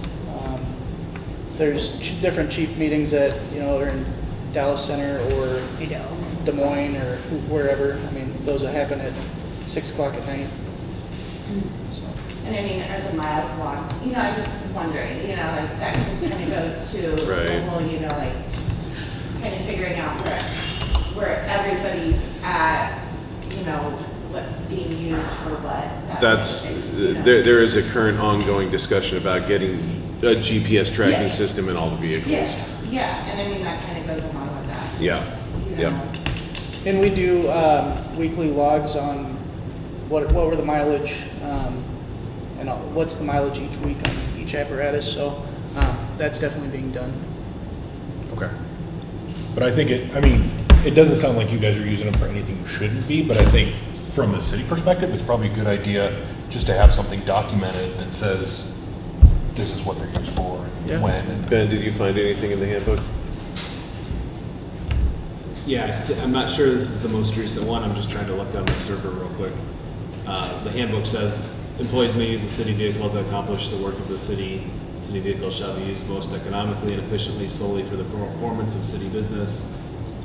All individuals must provide proof of current driver's license to drive a city vehicle.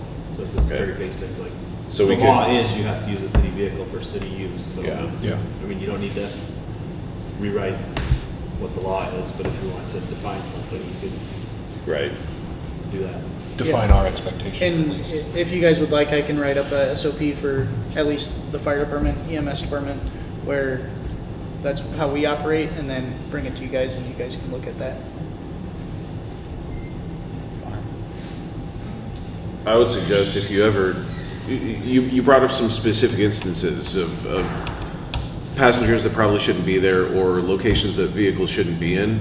If you ever see that, email one or all of us. I think we would want to know that immediately. Yeah. And I guess my next question is, you know, you're saying that it'll be, one of them will go to, I don't know, what, Yeah. you know, whatever. Yep. So what's and you said, so that is civilian cars and on the side of the road? Yeah, so right now, the state of Iowa allows chief officers to get a DOT license where he can respond directly to scenes, where he has lights and sirens in his vehicle. My main concern is if he is on the side of a road for a car wreck and someone hits his car, what's the liability there, right? I don't know.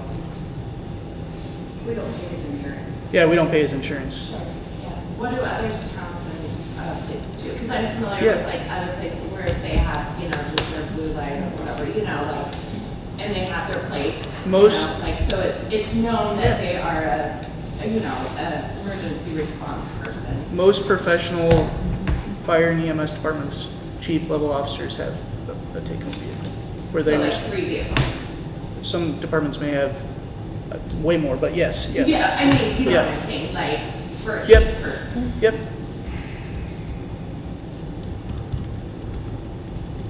Good, Jen? You got another one? No? You want I'm not some personally fo- for it, some but, follow-up? I mean, I just feel like we're not that big yet, you know what I mean? And who's gonna, like, if there's 3 people that are going to call us, who's driving the emergency vehicles? You know what I mean? Like, you know what I'm saying? Like, if everybody drives their own personal vehicle, and I know there's a lot more you guys that respond, but in the general aspect of it, you know, like, So last month, we had a call where chief showed up and he was command on a 5-structure fire. The other chief showed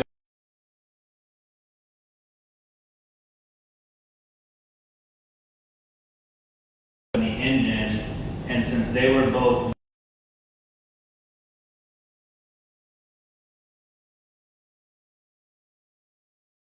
vehicles, they don't have to, like, I have to go to the station. Those blue lights you see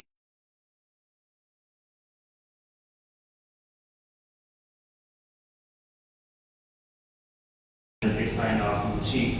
So we have to respond to station, which takes any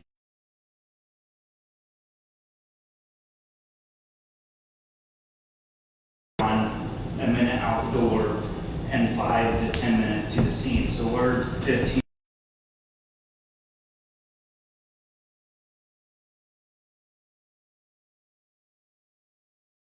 First aid kits and all the stuff they need to serve our community. So if I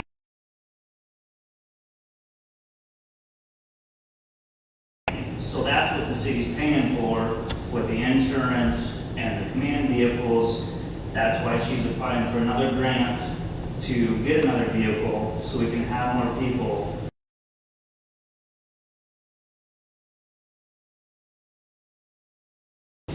And also to answer your other question, like who drives the ambulance? So a lot of times at night, that's when the POC, that's when we aren't staffed. Everybody gets a notification on their app. I will look to see who is responding, and if Russell's driving and Emily's responding, then I'll go direct. But if nobody else is responding and it's just Russell, then I go to the ambulance. So the ambulance has to go, or we don't go.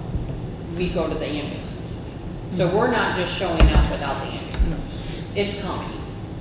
But I might be there first before the ambulance shows up. Because I'm just a driver, I'm not EMT or paramedic level like they are.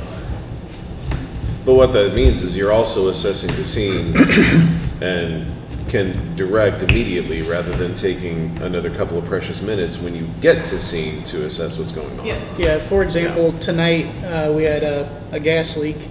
I got there 5 minutes before the engine, and I was able to make contact with the homeowner, assess the scene. Once I assessed it, I let the engine know that was just about there. Hey, grab your tools, this is what you're gonna need. And they were able to grab that right off the truck and be ready to roll. Just for general public knowledge, can you clarify, are you only responding within the city limits of Granger or beyond that? So we do have, I guess it matters where we're dispatched, but we do have auto aid agreements with different municipalities. So if there's a structure fire in Woodward, they're probably gonna call us. And with Woodward, because they're they're dispatched through Dallas County, we're dispatched through Polk County. So it's kind of weird because when we arrive on scene, we're talking on 2 different channels. So someone's got to be able to patch those 2 channels together so we can communicate. And having that liaison, the first person there or whoever to initiate that before more people show up is really helpful. But our coverage area goes almost to the bridge, if that kind of gives you an idea. No, I'm familiar with Yeah. I meant for general, anybody Yeah. listening in, so more people know. Yep. So this is gonna cost the city $150 to $500 Am I reading that correctly? Yes. Depending on what kind of wrap we put on the vehicle. It needs, at a basic, the chevron on the back to make it an FPA standard. Like, so the chevron is the reflective on the trunk. And that's about $450.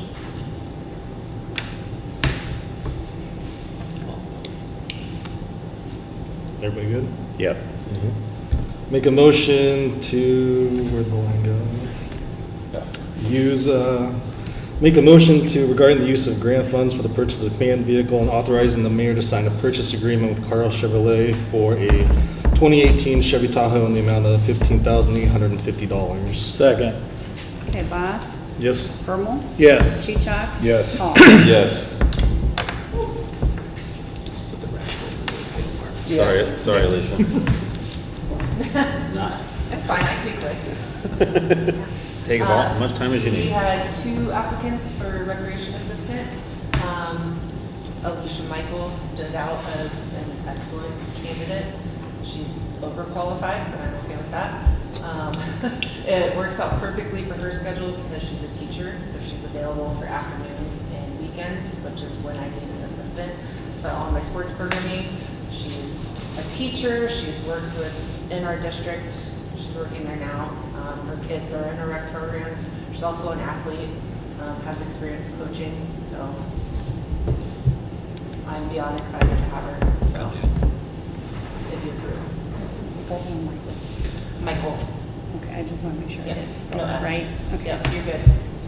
All right, motion to approve the hiring of Alicia Michael for recreation assistant at $17 an hour effective immediately, pending background check and drug screening results. Second. Second. Okay, Hall, Yes. Boss, Yes? Bermal, Yes. Cheechak. Yes. Centennial Park. All right, I didn't know what else to call this other than the brick patio.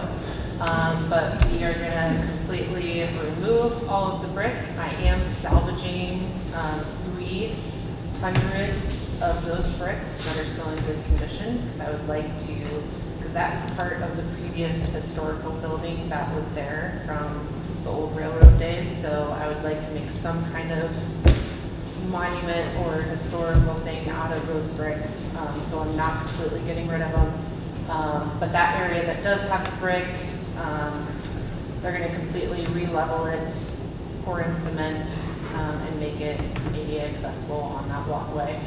And then we'll also get future designs for the landscaping around that, but that's not part of this one. This is strictly tearing everything out, re-leveling it to make it level with our current walkways and putting in, and it's gonna be rebar throughout all the concrete, not just the top center, so nice and sturdy. Did you check with anyone else or get any other bids from anybody? We only have 3 sealed bids, that's it. Because it's such a small project, Yeah, yeah. Say that again? it's a small project, we only have 3 sealed bids. They had 3 sealed. Oh, you had 3 sealed bids? Yes. That's what I was asking. Thank you. When do they think they can get it done by? He is only 2 weeks out on concrete jobs right now, so we could be starting in 2 weeks if you approve it. My concern is before Granger Days, so. Yes, Okay. oh, it'll absolutely be on the, Okay. and I'm also requesting lost funds to pay for it. I know in the past, Aaron is who had the parks budget, and he did request budgeting a few times for the fiscal year to do the renovation in this area, and it was unfortunately denied. But now it is a safety issue because we have had documented incidents of falls there. So we would like to just get it done, paid for, and if lost funds could provide that funding, because I am not budgeted for that amount.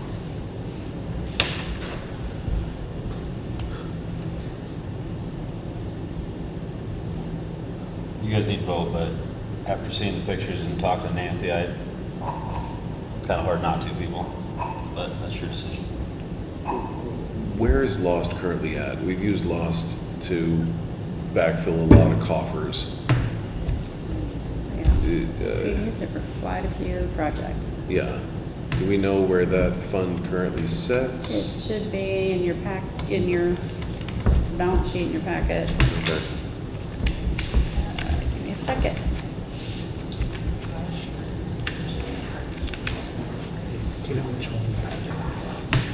It's a Oh, there it is. 534,000.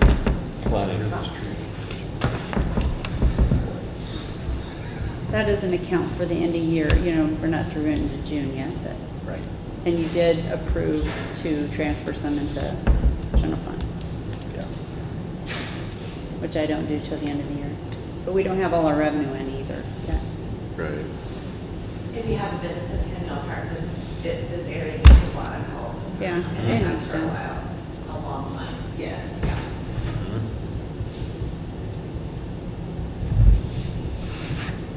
Anybody in the community want to do an auction for some bricks? Like a memorial kind of thing, people have been here forever. Well, I would really love if any of you guys would like to head coming up with a design for those bricks to make some kind of vertical wall. That I prefer a vertical wall out of those bricks because then they're not being stepped on. And really Well, they're being being left delivered. over though, is what I'm saying. Oh, That you could likely. actually maybe Yeah, auction off or not, you know what I mean? yeah. People would buy Oh, yeah, for sure. for, and that might impact. Yeah, but I welcome anybody if you would like to have some input or head doing some kind of historical monument we can make out of them and put a plaque on it. I would love any input for that. So they're not just sitting down at the sewer plant forever. I'd like to actually use them for something.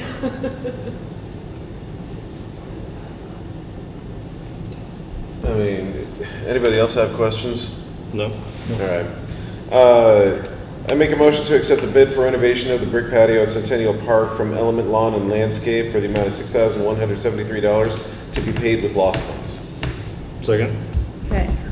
Hall? Yes. Boss? Yes. Bermal? Yes. Cheechak? Yes.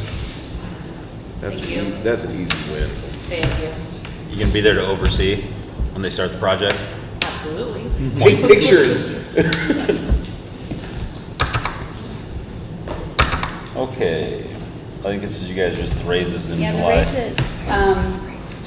So during the budget workshop, we already went through raises and what we were gonna pay, because it's all built into the budget for next year. This is a formality that needs to be, I usually put in the minutes, everybody's hourly and salary. Is my raise on there too? Yeah. You're gonna get paid. You're an ordinance. Action to approve raises for part-time and full-time staff beginning July 1st, 2026. Second? Okay, Hall? Yes. Boss? Yes. Bermal? Yes. Cheechak? Yes. Keep going through the bills. All right. Finance Committee met before the meeting tonight. We reviewed invoices, purchase orders, claims list, delinquent list, bank statement, reconciliation, balance sheet, outstanding checks, bank statements, voided checks, journal entries, budget reports, timesheets, and no items of concern were found.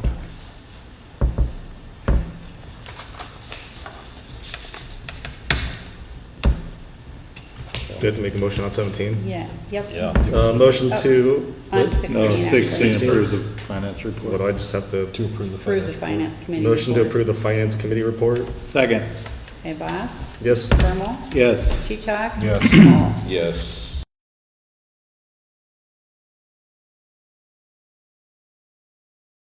Make a motion to approve the bills for payment? Second. Okay, Boss? Yes. Bermal? Yes.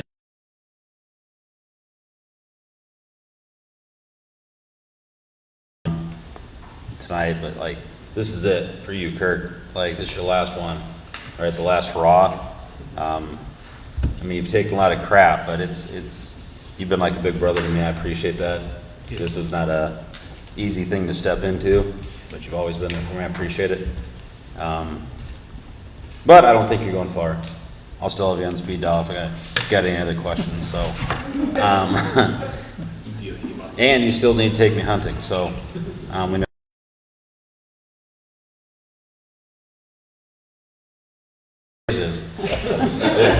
we'll go from there. No, thank you, I appreciate everything you've done. Thank you. This town doesn't realize what they're missing, what they're losing right now, so, we're gonna double in size real quick.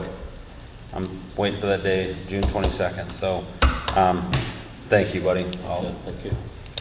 I've had a lot of correspondence, basically just going and talking to people. I run into people all the time and stop by and see them. These ladies again here today. Hopefully, I haven't had any personal correspondence though. Christy, have you had anybody reached out to you about anything? I do have some things that I may bring to the July 8th, depending on my visit someplace next week. But that'll be between me and Gerald over there. And we'll go from there. So, if nobody has anything else for tonight, we can call a meeting adjourned.